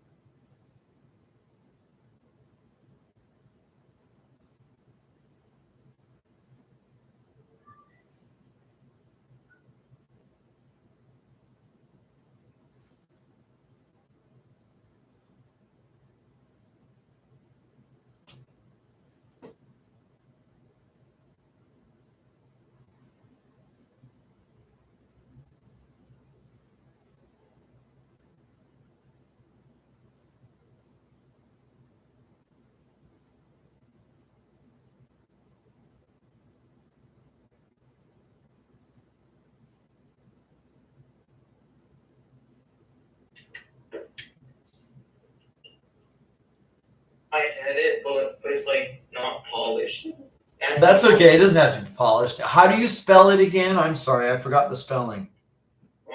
Petoskey.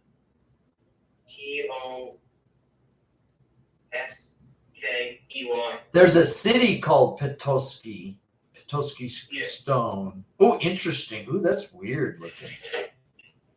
They look like dinosaur eggs. Yeah. It's like, some fantastic, not a dinosaur egg wouldn't look like that, but it looked like something from a movie or something. Whoa, those are weird. Yeah. Show me yours. This. Wait a minute.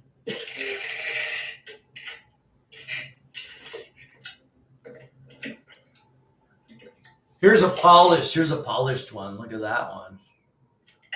Yeah, those are like polished ones. Yeah, have you ever polished rocks? Yeah, these are like not polished. Okay. Interesting. Yeah. Some of these, the really cool looking polished ones, I think they're worth money, right? That's probably why it's hard to find the nice ones, because people find the nice ones, they take them away. So it'd be hard to find the nice one. Yeah, it's pretty hard to find. Yeah. It's also not polished, so like, yeah. That's cool. Have you ever seen a thunder egg? No. So where I come from, there's volcanoes. And Oh, sometimes if you're digging in the ground, you find this big round rock. And if you crack it open, it has like crystals inside, purple crystals. Oh, yeah. Yeah, we call those thunder eggs. Okay. It's because of like a explosion of a volcano and the globs of lava that fall into the water, or they fall into the earth, and they cool slowly, and the minerals replace. There's quartz inside. If it's purple, it's called. I'm sorry. Yeah. So like one time, like I found this like rock in like at Lake Michigan, and like I cracked it open, and there were like white like stones. Like, Crystals inside. Yeah. Okay. Crystals. But the ones that we have in the Pacific Northwest are called thunder eggs, and if it's purple, it's amethyst.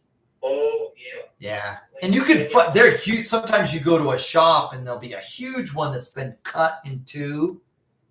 And one time, like in Arizona, like I was like in a shop, and like there was this like big like amethyst, and like it was like cut in half. Yeah. Those are cool. Of course, then you could take the pieces and make jewelry out of them and stuff, right, if you want to. Yeah. But Arizona is interesting because Arizona has a meteor crater. Also, like speaking of Arizona, Yeah. I also got this like dinosaur fossilized like scale. It's like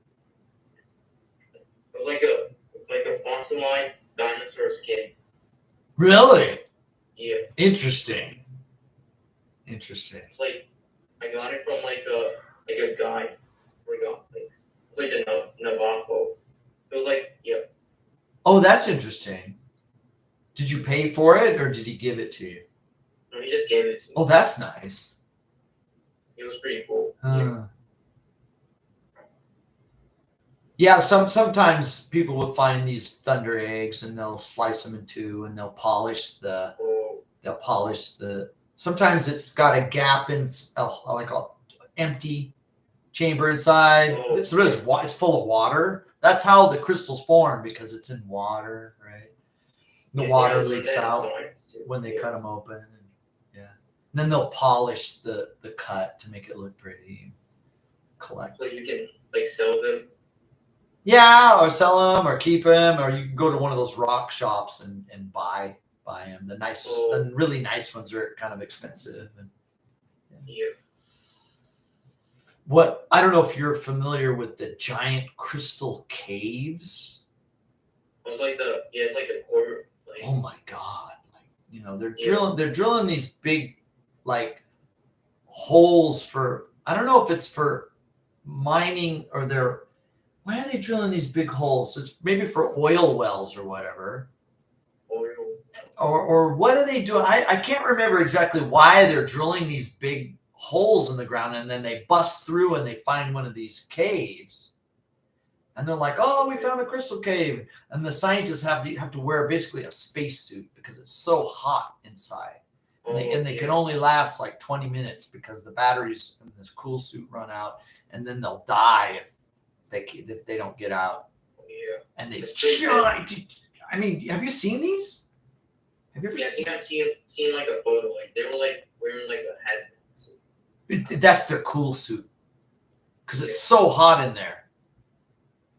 You know, it's How was like, it hot though? Like because it's subterranean heat. I mean, that's why it's these like near the core. well, yeah, I guess so. There must be like magma chambers that lead up to it. That's why they form. Okay. Yeah. I saw a documentary about these scientists crawling over these giant, huge quartz single monocrystals. Monocrystals the size of a tree, right? Damn. Yeah, it took maybe thousands of years for these crystals to grow, undisturbed. You know, if it's an undisturbed environment, the atoms just layer over the top of each other. If the environment gets disturbed, the crystal stops growing or it grows in another direction or something. But if it's undisturbed for a very long period, It's like the spiky straight, like pretty wild. But it's not someplace you're gonna hang out. You know, like, oh, let's bring a lunch because you go in there and you got our safety rope attached to you, and they're like, Bill, he's not responding. Pull the rope. You know that. damn. Good luck. Yeah. Good luck with that. Bring your camera and then get out as soon as you can. After you maybe send in a drone. I don't know. Could you get a drone in there? I guess so. Yeah, probably. Like professionals only. So, of all the places that you were in Michigan, what was the best? What was the most interesting place in Michigan? It was like Northville. The what? I'm sorry. There's like a place called Northville. Northville. Yeah. It's like in October, like there's this like skeleton like dolls in the city. Oh, it's a Halloween celebration. Yeah. Oh, okay. And it's pretty funny. So yeah. That's interesting. So it wasn't like for you the natural beauty, the seaside or the forest or the campground. That wasn't what you were interested in. The city life and the festivals and that kind of. Well, like kind of like both. Like Okay. like my house was like near like the countryside in like Michigan. Well, it was near Detroit, but it was still like the countryside. And like yeah, there were like a lot of like forests. And like I used to get like poison ivy. Oh God, be careful. Yeah, like poison ivy. Like Yeah, be careful. one time I got like I touched it and it actually like Yeah, it's pretty be careful. hard. I just like drink like steroids. When I first came to Japan, because I came from Oregon, right? And we got a lot of natural Yeah. beauty, mountains and forests and rivers. And I came to Japan and in Osaka, it was kind of shocking. I was like, oh my God, there's places in the city where you can't even see anything natural. Wait a minute, there's a tree. Oh no, it's in a pot. What's going on? You know, it's like, it freaked me out.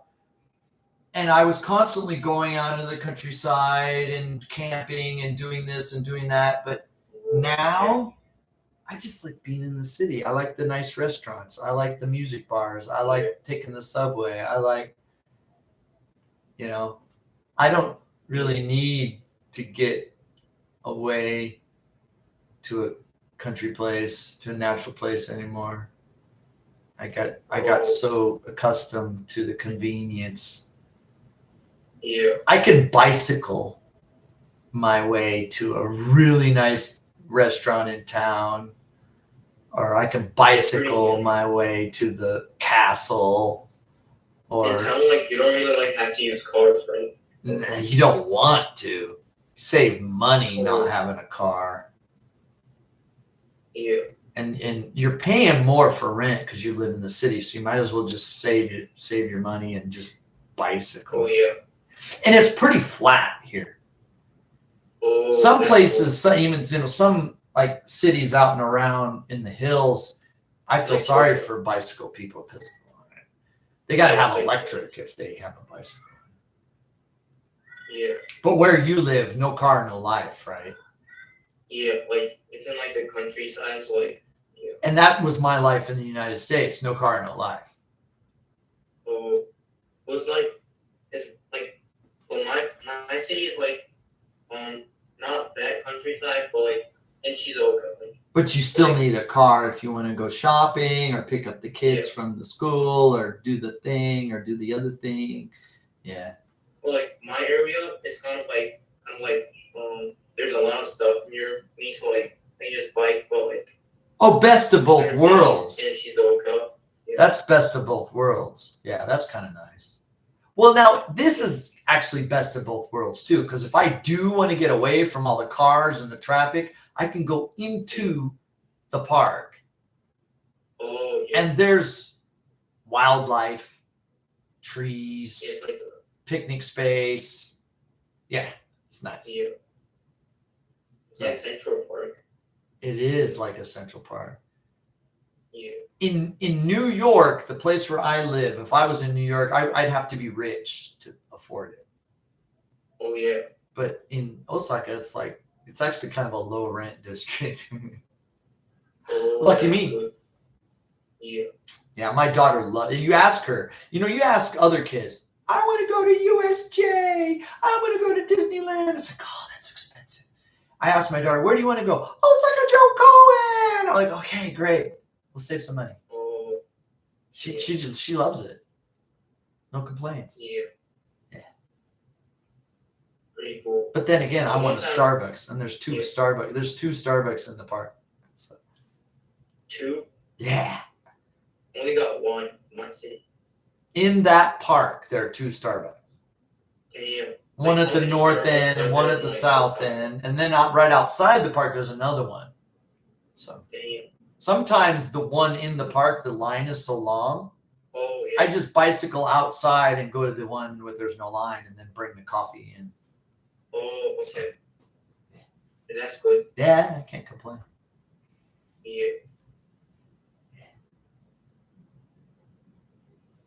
In my place, like but like there's Starbucks, but like it's kind of like up the hill, so like I can't really bike there.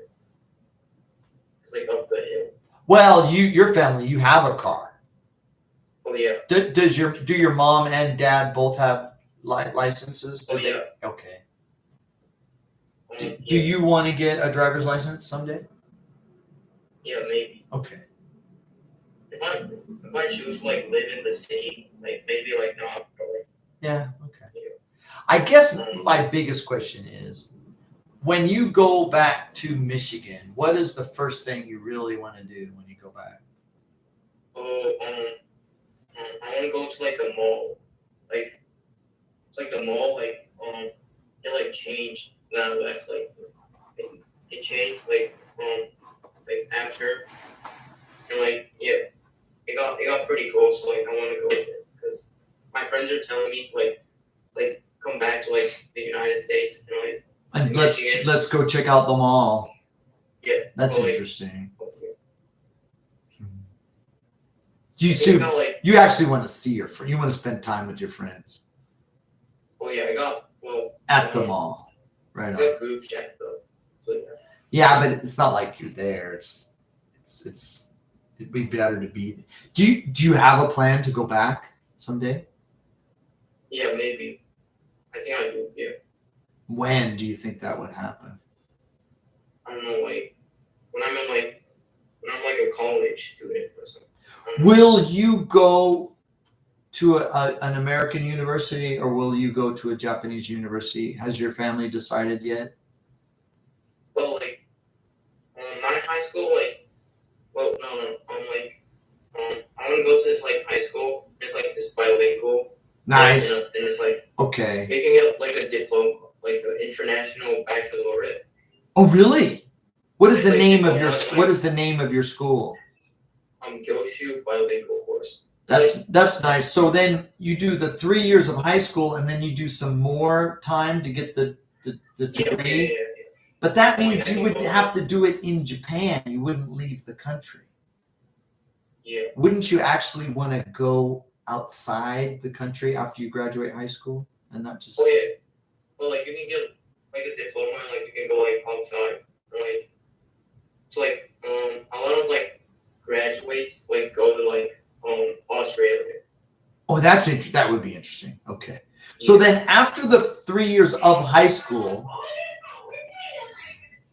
your brothers, the twins. No, I think it's my dad. My dad's in trouble. Because. So you do the 3 years of high school in Japan. And then after those 3 years, then you can study abroad outside the country and get Oh your. yeah. Oh, that's cool. And you would want to go to Australia? Sorry. It's okay. Oh, yeah. She's looking for criminals. She's on the hunt for the criminal. Somebody did something. Yeah. It's almost like the dog pooped on the rug or something. Well, like. Did she my find the brother's criminal? pretty- I hear the.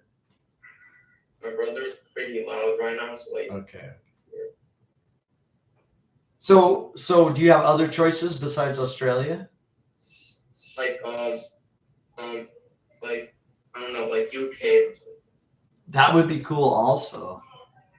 There's like other like school, like high schools that like like when you graduate you can like go to like other countries like Arizona, like And then you could Like, study yeah. the meteor rocks. yeah, that would be pretty cool. What do you want to study? I want to study like computer science, Yeah. like about like cyber protection. Yeah, great. Yeah. And there's a lot of places. I met an Australian guy. He's a video game, computer guy, and I meet Indian people and British people and American people. They're all IT people. Oh, Yeah. yeah. So, and because all those computer languages are based on English. It's like JavaScript, like Okay, so now if you're a game designer, it's going to be like C#. C#. Yeah, that's Okay. that's the language if you're designing video game engines in the deep. But if you're doing like web stuff, it would be a language like Ruby. Oh, Ruby. Do you know Ruby? Yeah, I think I've heard it before. Ruby is a I think great I've read- way to learn how to program. Oh, 'Cause like it's- Scratch. It's very much like a real language. Oh, Yeah, okay. it's like you're really talking to the computer and telling it That's what cool. to do without a bunch of crazy commands and stuff. But it's not as powerful as something like C#. Because if you're Oh. designing a game engine like Grand Theft Auto 6 and you need the car collision models and all that stuff, you need to be a Yeah. C# programmer, right? And that has to be like advanced. But if you're doing like web apps and things like that, where it's like, you're a sales point for your customer merch and that kind of thing, Ruby would work. Yeah. Right. But if you started with Yeah. Ruby and then you start to understand how computers think and then you move deeper. Java's important for web stuff too. Okay. But I would get started with Ruby. I would start with that. Yeah, it's like a beginner's like starter. Yeah. And then see Okay. see how it goes. Yeah. But now the whole future is about AI. Oh yeah. How to get AI to do what you want it to do, really. Yeah. Yeah. Good luck with that. Yeah. I never got into that because I don't like coding. So But you like build. I computers. build hardware. I love building hardware. I don't want to have No. anything to do with coding. Sorry. Oh, okay. Takes all kinds of people to make this world go around. Yeah. Daichi, always a great discussion with Oh, yeah. you, Thank young you. man, and a great topic, Michigan. I learned a lot. Okay. Do you have any questions? I'm good. All right, there are 5 Thursdays this month. Okay. Ask your mom to tell me which if she wants 4 Thursdays next month or only 3, and which one she wants to take a holiday. So ask her about that and have her send me a message, please. Okay. And I hope she's not still upset when you ask. Okay. Okay. Okay. And you yourself, if you have any questions, you can always text me a message too. Oh yeah. Thanks, Daichi. I'll see you next time. Thank you. All right, take care. You too. Good night.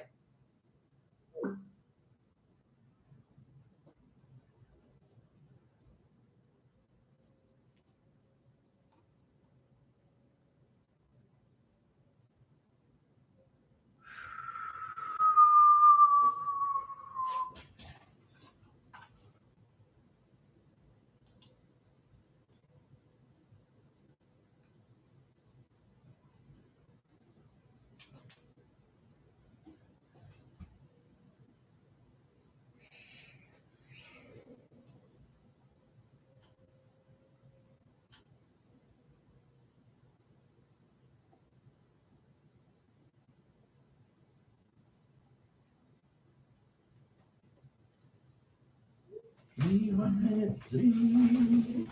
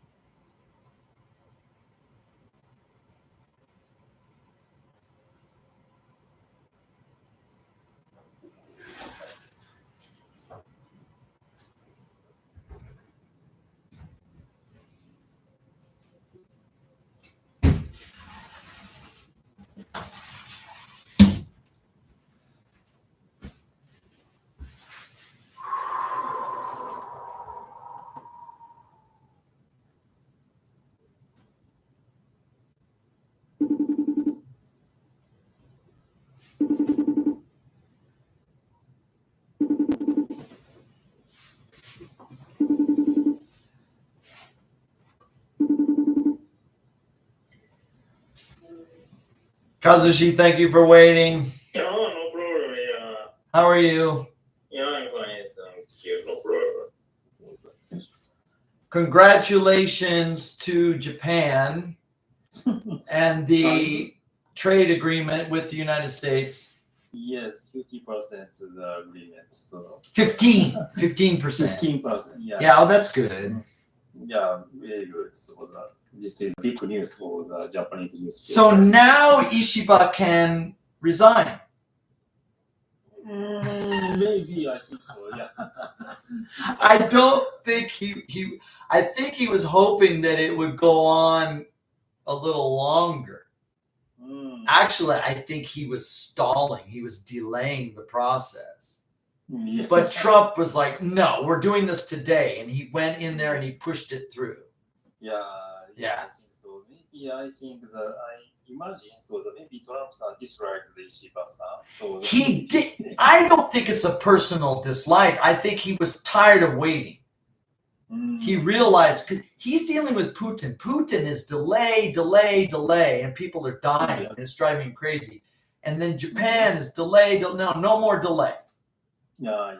Push this through, and I think he did. He pushed it through. Now, I don't think it's all bad. I think it's maybe bad for Ishiba because Ishiba may have to quit now. maybe, But- yeah, so that he will quit. It's good for Japan for a number of reasons. This is good Mhm. for Japanese export. Yes. This is maybe. not so good for American car companies because a lot of their cars have foreign made parts.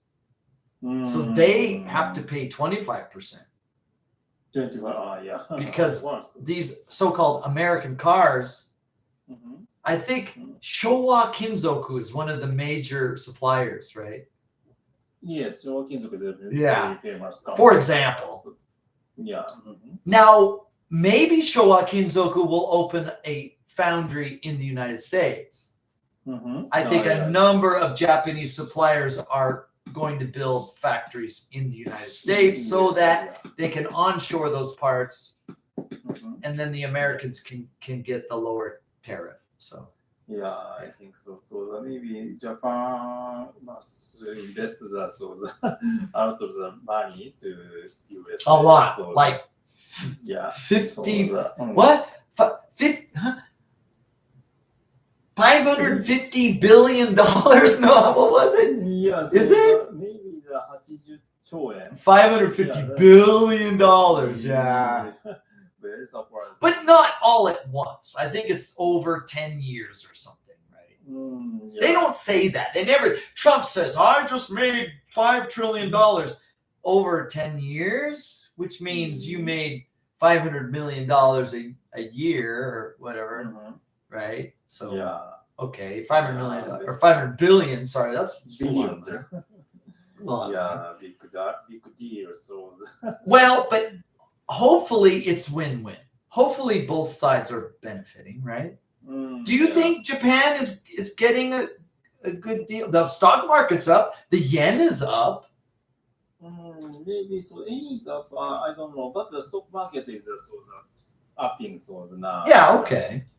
Yeah. Very good. Good deal. So Yeah, okay. So the long time. So it takes long time. So I think Japan was delaying. But they were delaying under that 25%, which is you're losing money, right? Of course, maybe it was a better deal for Japan before, and they had to step down so that America could step up. So even that is a win-win. Japan was winning more before, right? But either way, it's done. We have a new environment. How is it affecting your company? Is this good for your company? Maybe good, but not so big impact. So on the business. So Okay. now is our concern.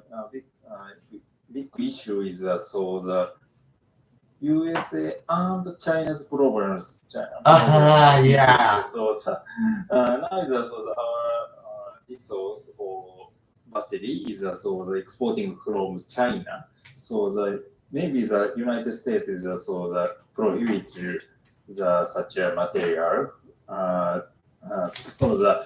It's a big. That is a big issue. So in this case, is not so direct so our business. I see. So you're hoping that the China-United States situation stabilizes. Yeah. So Okay. but the USA, China trade. So for example, is maybe you know rare earth problem. Yeah. So from China, the exhibit the prohibit to the export to the Poland. They are So prohibited. Yeah, they are Now prohibited. is gradually gradually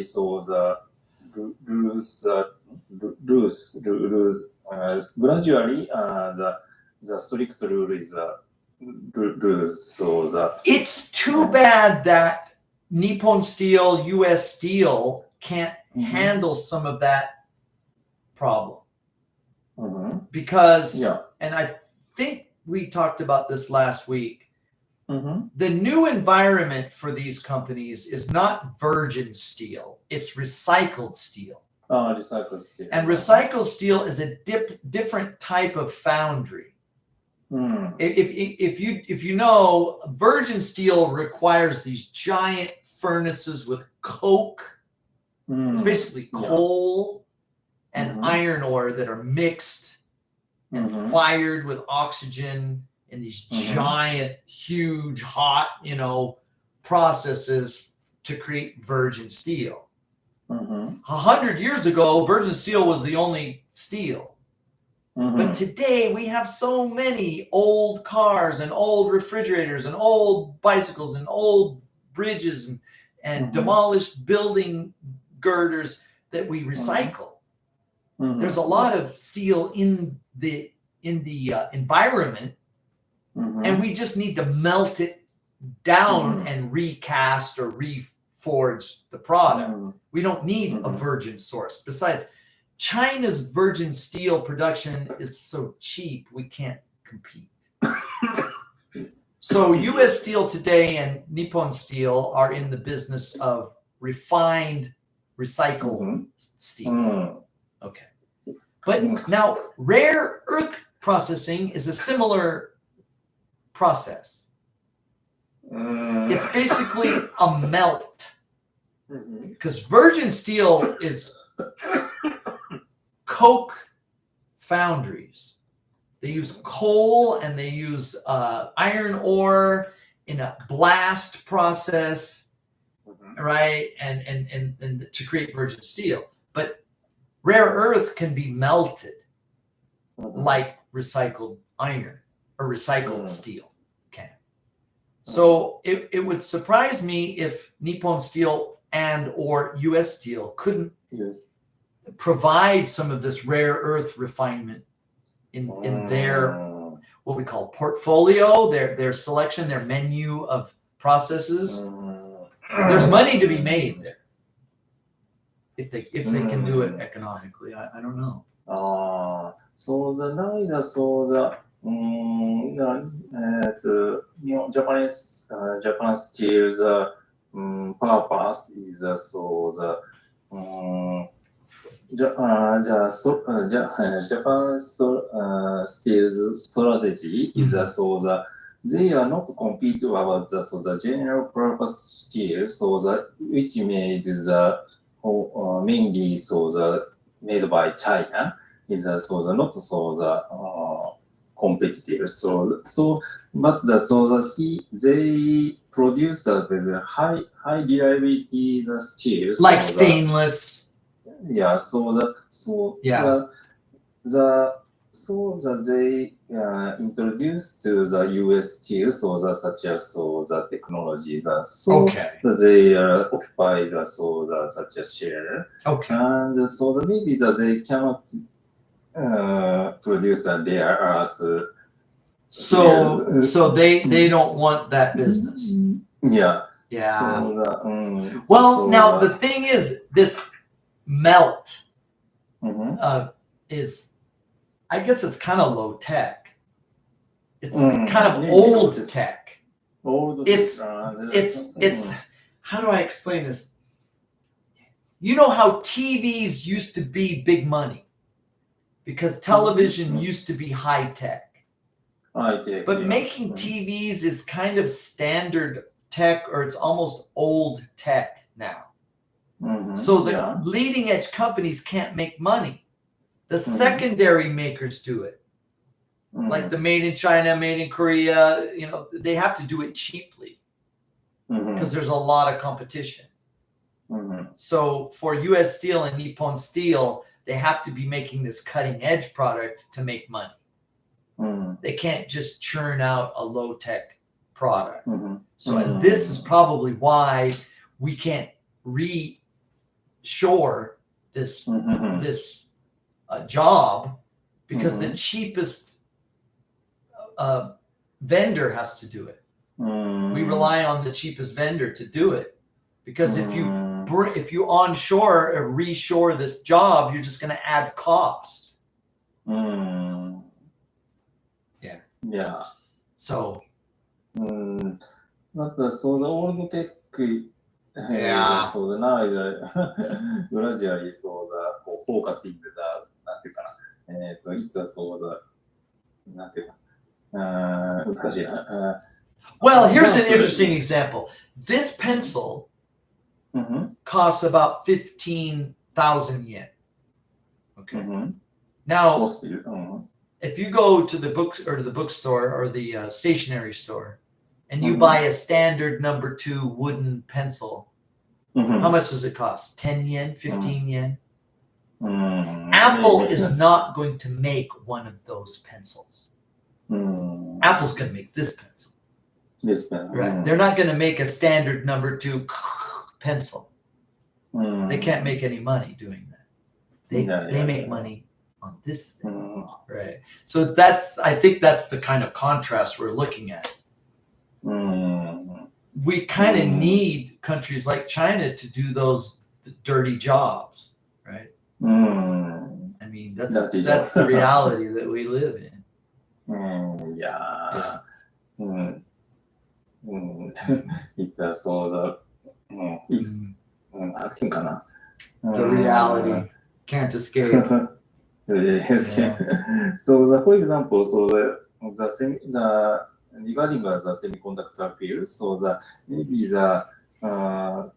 for example, so the TSMC and NVIDIA, so maybe their advanced technology to the focusing the 7 nanometer, 5 nanometer, 2 nanometer, but recently, so now is the old type of semiconductor sales is upping because so the many industry field and many of course the EV field, EV car field and the industry field, they use such an old type semiconductor type. Well, I think what is it, 14 nanometer?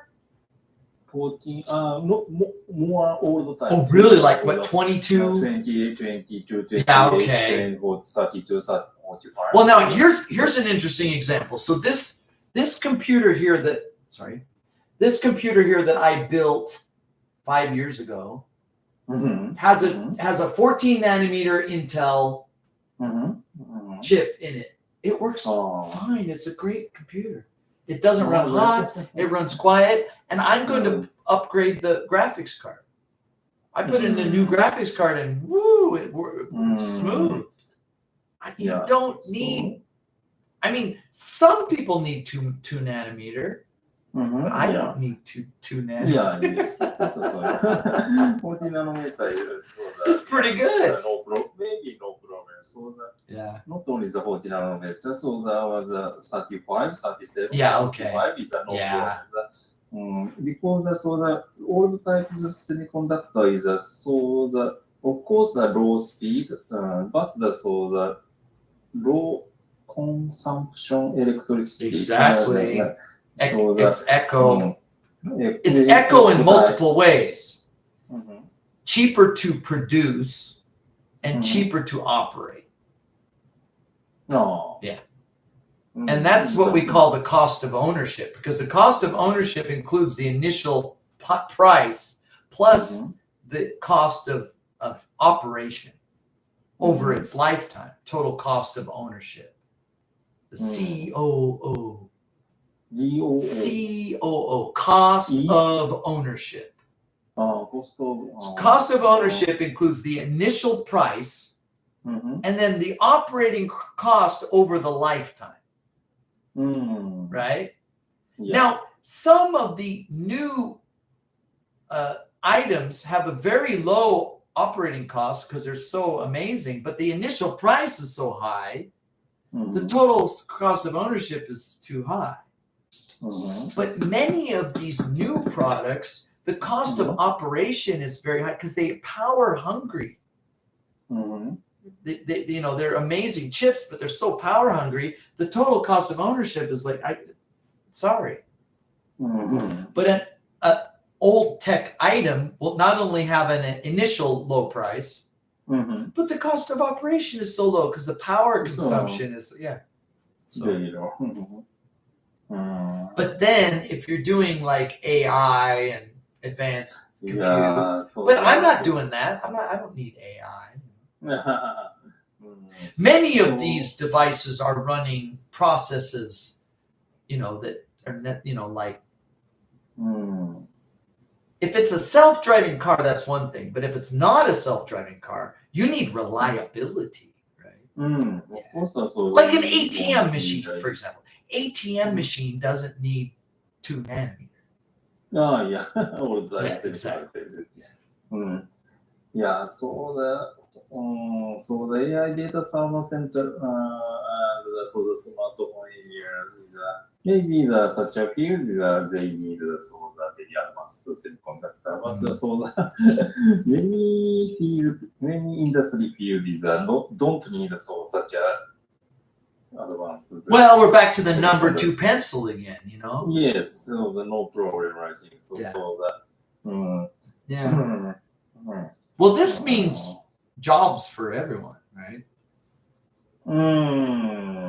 Yeah. Well, so the Japan-United States trade deal is very good, but you're hoping for a Japan or a United States-China trade deal. You're still waiting for that. That's interesting. Because I thought the Japan-United States trade deal would be such big news, but actually the Japan-China trade deal is a bigger story. Regarding my company, not export to USA, not so many items.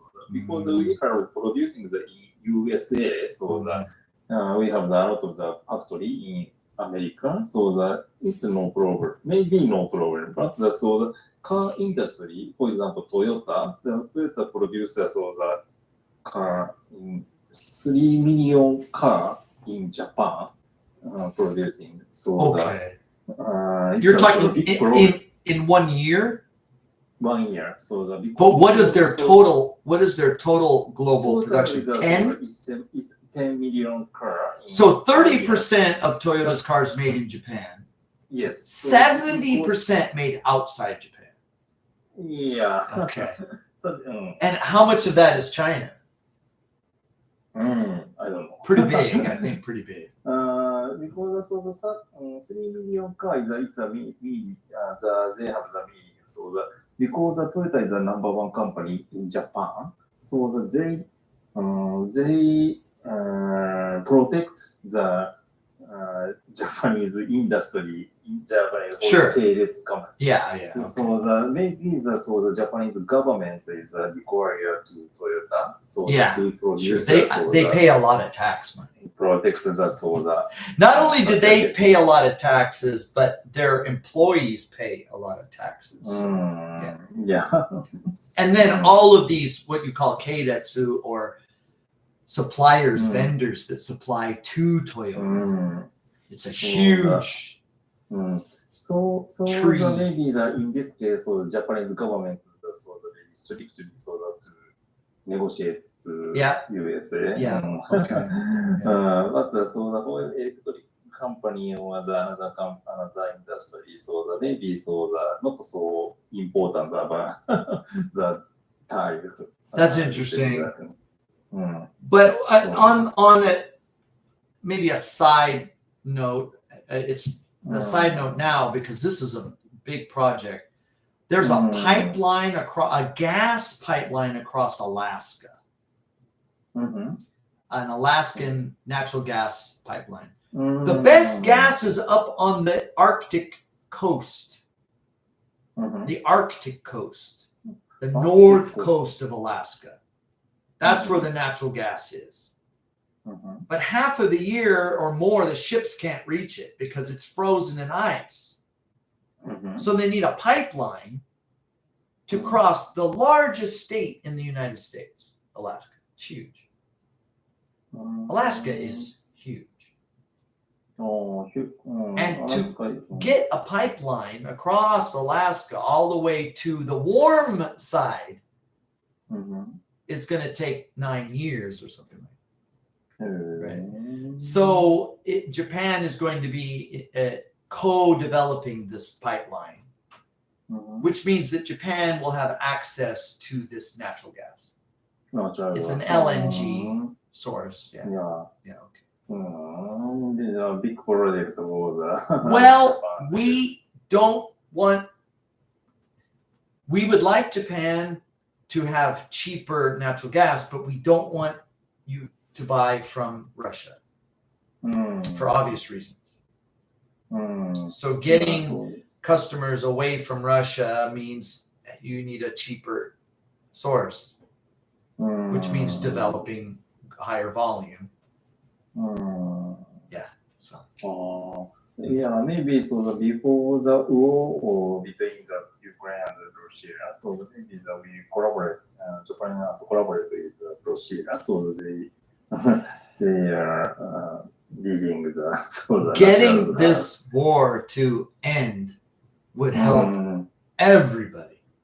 It would mean a global boom. Stress levels down and economies up and prices down and prosperity up. As long as this war continues, we all suffer. It's a global crisis.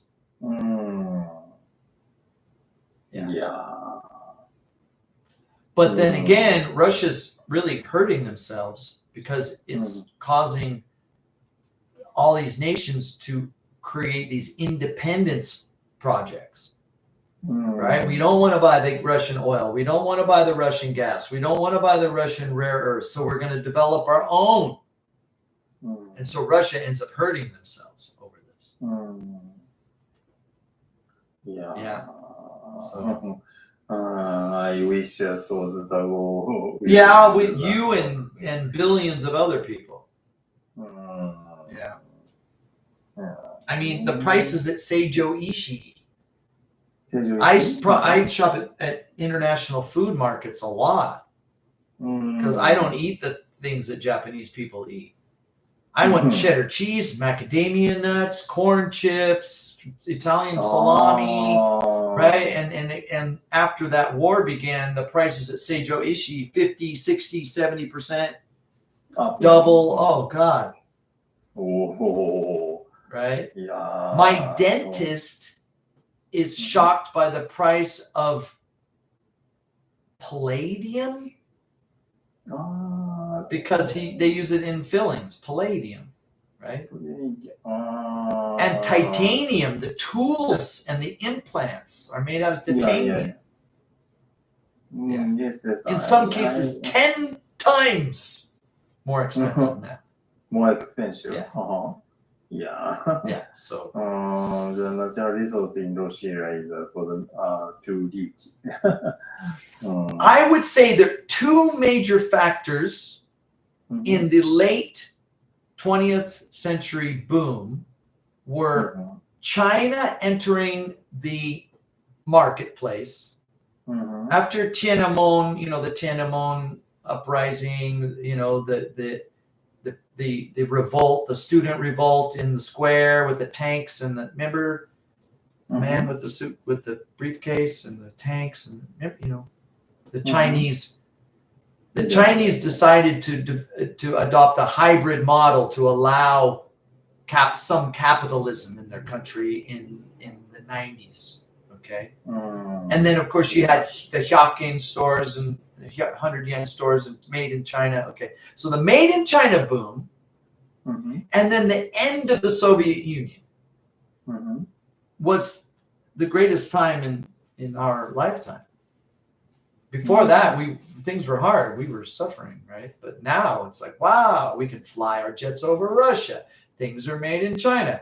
Woo! It's a party. Then it all comes crashing down. Corona, war in Ukraine. It's like a giant door slammed shut. Yeah, door shutting. Yeah. So if we could get this deal with China, like you say, and also end this war with Russia, you can go back to the good days. I think so. Maybe Trump can get such a We hope. new field. Yeah. New.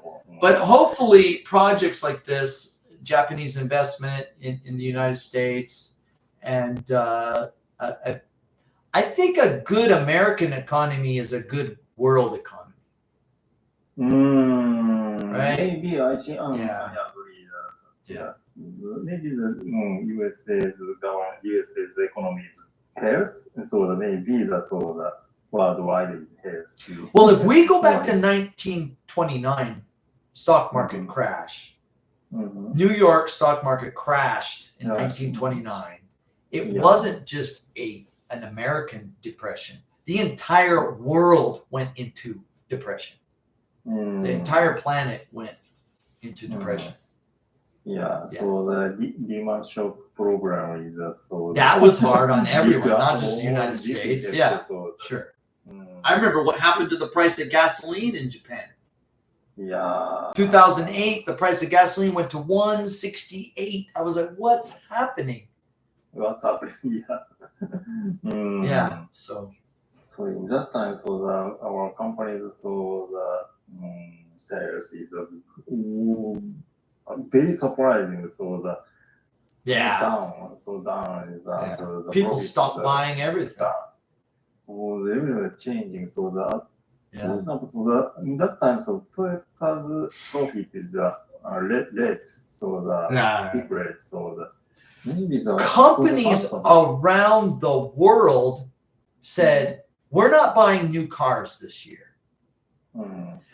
If you look at fleet vehicles, right? Companies have fleets, like their Salesforce cars, their trucks, they have the post offices, right? They have these fleets of vehicles. Mhm. And my understanding is a fleet vehicle has about a 5-year lifetime. 5 years lifetime. Yeah. So a typical company with fleet vehicles will buy new cars every 5 years. Mm. They have it in their budget every 5 years, all new Pro Boxes for our sales force, right? Mhm. All new vans for our delivery people every 5 years. Okay. Mhm. So that means 20% Mhm. of all of these companies are buying new vehicles this year. This year. Okay. Yeah. And then suddenly those 20% say, oh, not this year, maybe next year. Mm. So 20% of Toyota's business disappears. Yeah. Mm. Plus all the people that said, I'm not buying a new car this year. Mm. You could basically translate that number all the way across the board. At least 20% of people and businesses said, no, thank you, no new cars this year. Mm. Well, 20% might be your profit margin. Mm. There goes your profit margin. Now you're in the red Mm. after one shock, right? Yeah, so Yeah. that was big. So, And then they buy a lot of things like micro switches and connectors and wire looms and from you people, right? mm. Oh, sorry, we don't need that this year. We're not going to buy. Maybe next year. Next year? Yeah, we're going one more year. Mm. Some companies maybe went 2 more years. Yeah, these cars will last 7 years. We don't need new cars this year. We don't need new computers this year. Mm. We don't need new office chairs this year. We don't need to, right? See, Mhm. okay, next year. Well, the whole global economy takes a hit. Mm. Yeah. So, the economy. So That was hard. That was a tough time. And then I'm riding around on a giant motorcycle and I see the price of gasoline hit 168. 160. And that was 15 years ago, right? Mm. Now Yeah, 168 is a normal price, but Normal back price. then it was a shock price. Oh my God. Yeah, Lehman shock is also the Yeah. big problem. Those shocks are hard. We don't need those. At first, for the 1996, my career is starting. And at first, 2001, it's so the IT bubble shock, so The dot-com bubble burst. .com, Yeah. .com. So in Yeah. that time, so the Panasonic sales is down, Yeah. profit is down. So Yeah. the Lehman shock is so the very big sales down. Yeah. So Yeah. and after that, so Corona. Corona is Yeah. down. So Yeah. So maybe the gradually なんていうかな。 Well, the So sawtooth, down, right? down is but the Toyota, in case of the Toyota, of course, so up down, but they gradually so they increasing so sales. But our companies are very stable, so up down, up down, up down. But No trend. No trend. So We're in a trend. We're in a trending up. No trending, just up and down. The bumpy road. It's so Not mountain climbing, just a bumpy road. Yeah. Yeah. Well, hopefully, with this deal, this new economy, we get increased demand, we get lower energy, but everybody's hoping for an end to the Russia situation. Yeah. Having Russia re-enter the global economy, it gives China competition. Yes. See, if Russia is out of the picture, then China's like, oh, well, you have to come to us. With Russia back in the game, China has to do a better job because now they have a competitor again. Yes. We really need them back in the game. So the maybe the China maybe offer maybe the supporting to Russia now is maybe China. Stay in the war. Go ahead here. Exactly. That's an evil game they play. That's a very evil game they play. Very China. Xi Jinping is very smart. Oh yeah, it's big money. I think so. So maybe now is China is very win the game so to Russia. It's very interesting. Yeah, we're just going to have to climb our way out of this problem. I don't think there's going to be breakthrough. I don't think there's going to be some magic moment or silver bullet that's going to help us. Silver bullet. Have you ever seen a monster movie, like an American monster movie, The Werewolf?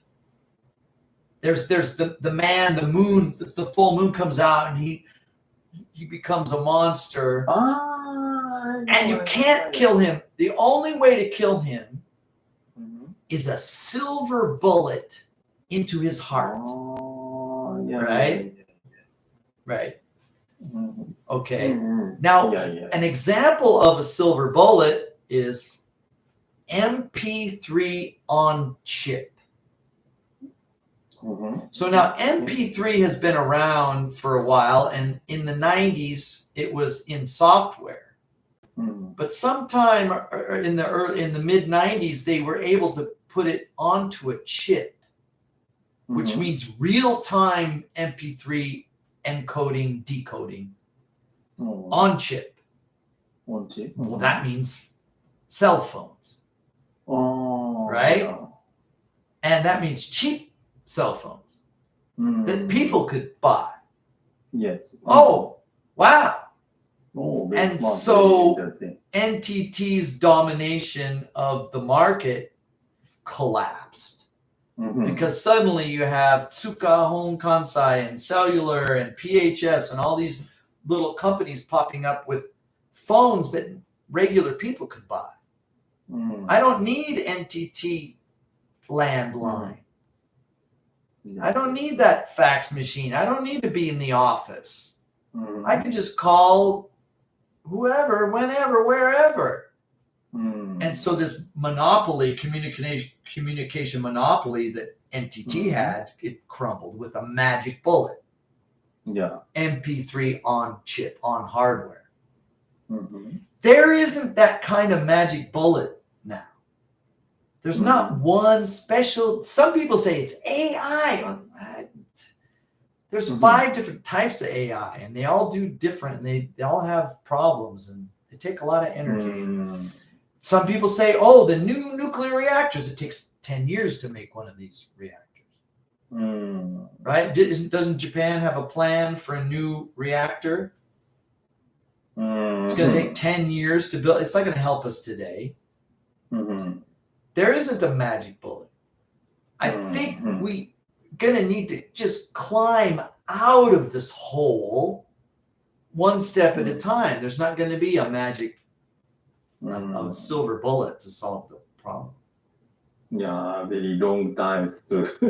Well, we need to expand our productivity. We have, in this country, Japan, we have a lot of great players. We have Hitachi. We have, Hitachi is pretty amazing in high voltage DC. High voltage. Yes. Originally, he makes such a DC motor. And not necessarily the motors, high voltage DC power lines, power transmission. Hundreds of kilometers across the English Channel, from Ireland to England, across Northern Europe. There's all of these Hitachi projects where they're transmitting power across the planet.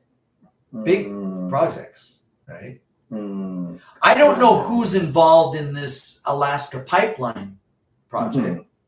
But I can imagine a lot of Komatsus and Kobelcos and Kubotas digging and grading and cranes and right.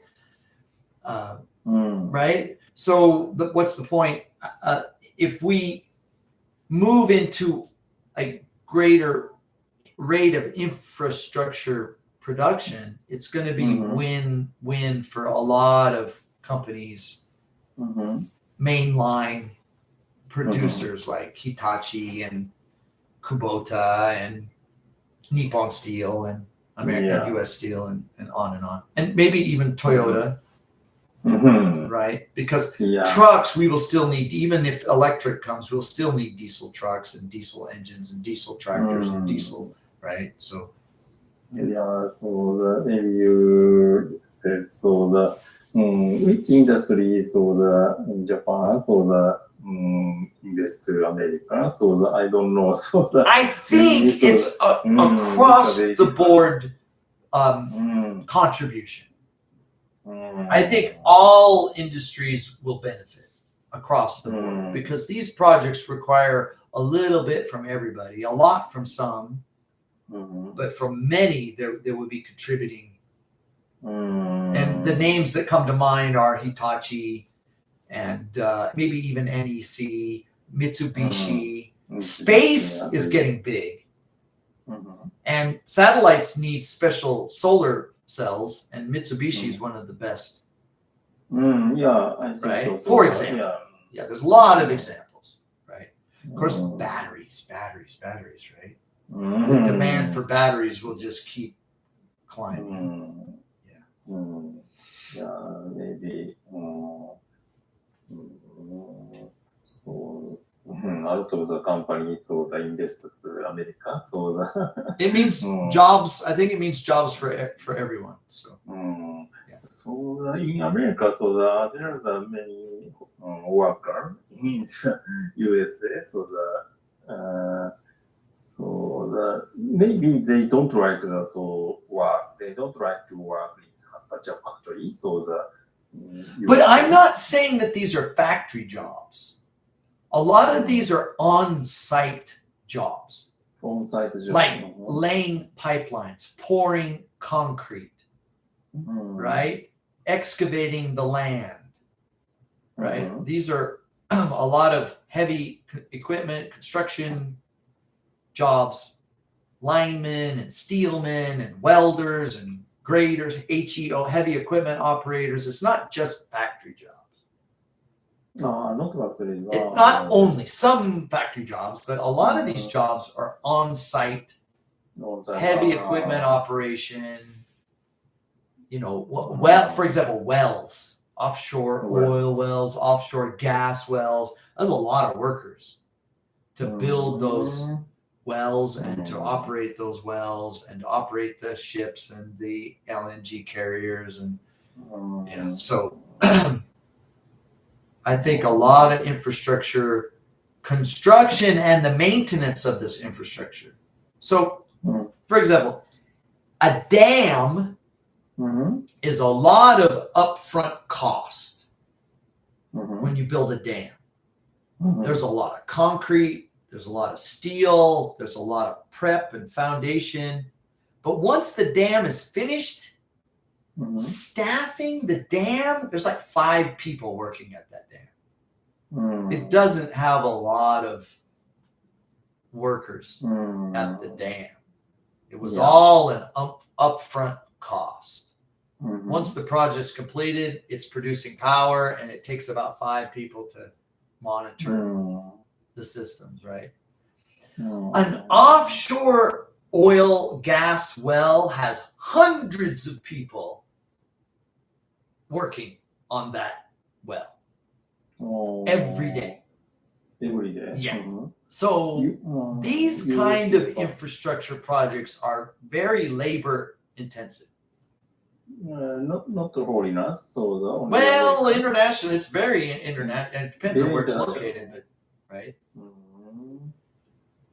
So these kind of infrastructure programs are very job intensive, not just upfront, but continuous outlay of labor. They pay. I mean, the payback is huge. Right? And the labor requirements to operate and maintain these systems, it means jobs. It means a lot of jobs. So, and then they constantly need supply, like new valves, new pumps, new bolts, new nuts, new cables, new connectors, right? All of the maintenance, upkeep, refurbishment to maintain these systems. Japan is big on supply chain for those kind of parts. Pumps, and valves, and connectors, and wiring, and so. Yeah, we have a lot of such good components. Such a,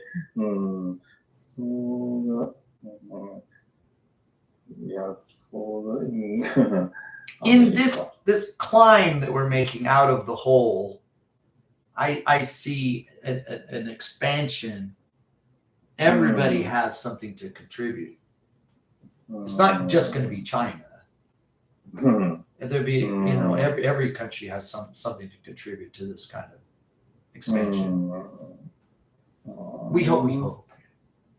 Yeah, so it's so maybe now the world is changing very quickly, so I cannot pass through such a change. So it's difficult to understand such a situation. So the whole procurement, so we have to predict such a period. So but good luck. Difficult. Good luck. The prediction changes very quickly. Well, I remember it was maybe 10 years ago or 20 years ago. The dollar yen kept fluctuating up and down, like 95, 105, 92, 110. It was crazy. And I think for you, that was maybe the worst time to be in any kind of procurement or project development, because the yen kept going, dollar kept, it wasn't stable. And it was difficult to make money doing anything because you couldn't predict the total cost and the payback. And it was, I wouldn't want your job. in a time like that. Yeah, so the for procurement, so the stable is a Yeah. very important. So the, Yeah. Stability. Yeah. But the stability is a very important. Yeah. Now is a so the not so stable, not so stable. So the Well, it seems a few factors. So Trump comes in and there's this like push to the ridge line, right? You push to get to the plateau. And the first 6 months was a lot of push, and a lot of craziness and instability. But in my mind, the sense that I got, maybe this is more opinion than fact, but when those nuclear facilities in Iran got hit, yeah. that seemed like the plateau had been reached. Trump had finally established his administration, his goals, his plan. The chaos is over relatively. I mean, there's chaos, but before that was kind of the breakover point. Yeah. Iran attack. Yeah, because it put Iran back in their box. It removed a big question mark. Basically, Israel-Iran war's over. The threat of Iran bombing somebody with a nuclear weapon was gone for a while, and maybe it'll return, but maybe not, because they're going to need a different mountain. It didn't work. Hiding their stuff in the mountain didn't help them, right? Other countries like Korea are like, wait a minute, if Iran got, maybe that's us, you know. So it puts everybody on alert. The bad guys had to take a step back. All the bad guys had to step back, right? And then even Trump's domestic enemies, the Democrats in the United States, were like, well, we can't criticize that because that helped everybody. So they got silenced. Yeah. So that's kind of what I see. That the point where where Iran got their nuclear facilities got hit was kind of the breakover point. It's like, okay, end of chaos. We've reached this plateau. Now we can expect a general uphill climb into greater productivity. It's a little bit of a wish and hope, but it seems to be pretty much a reality. It's not a struggle through the jungle up the hill. We're now on a kind of a steady climb on level ground, and we would hope. We would hope. Yeah. I think the stock markets show a kind of a similar. I mean, it was all this craziness, but now we seem to be back into a steady growth. We want steady growth. Steady growth. Like the same story in Japan. So maybe in this election, the Japanese market is making making the election. In this case, so maybe the Japanese Democratic Party cannot get lose out of the. Well, so will Ishiba, will he resign now? I mean, the Japan-America deal's done, so now he can go home, right? No. So maybe the Japanese chaos. The chaos is over. Chaos is over. Okay. Yeah. The people have spoken. The people have delivered their message. Yeah. Okay. It's a very interesting. It's interesting.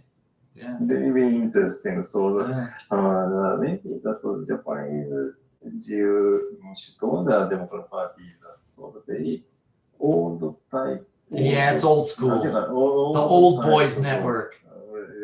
Yeah. I think maybe that they cannot understand the Japanese young minds, so that they cannot understand the, especially younger generation, young generation. Well, not just the young minds and hearts, but this Mhm. new world, this heavily technologically based economic Yes. system. They So kind of have a that- hard time grasping the new Mm. money. Yeah. So, but in their minds, they have a lot of the power for the government or the Yeah. governance. Too and much. We had this problem. We've had this problem in the United States for a very long time.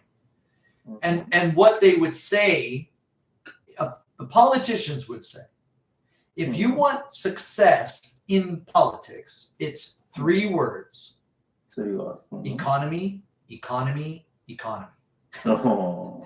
If you can get the economy to improve, you will Mhm. succeed. Mm. It's not easy. That doesn't mean it's easy.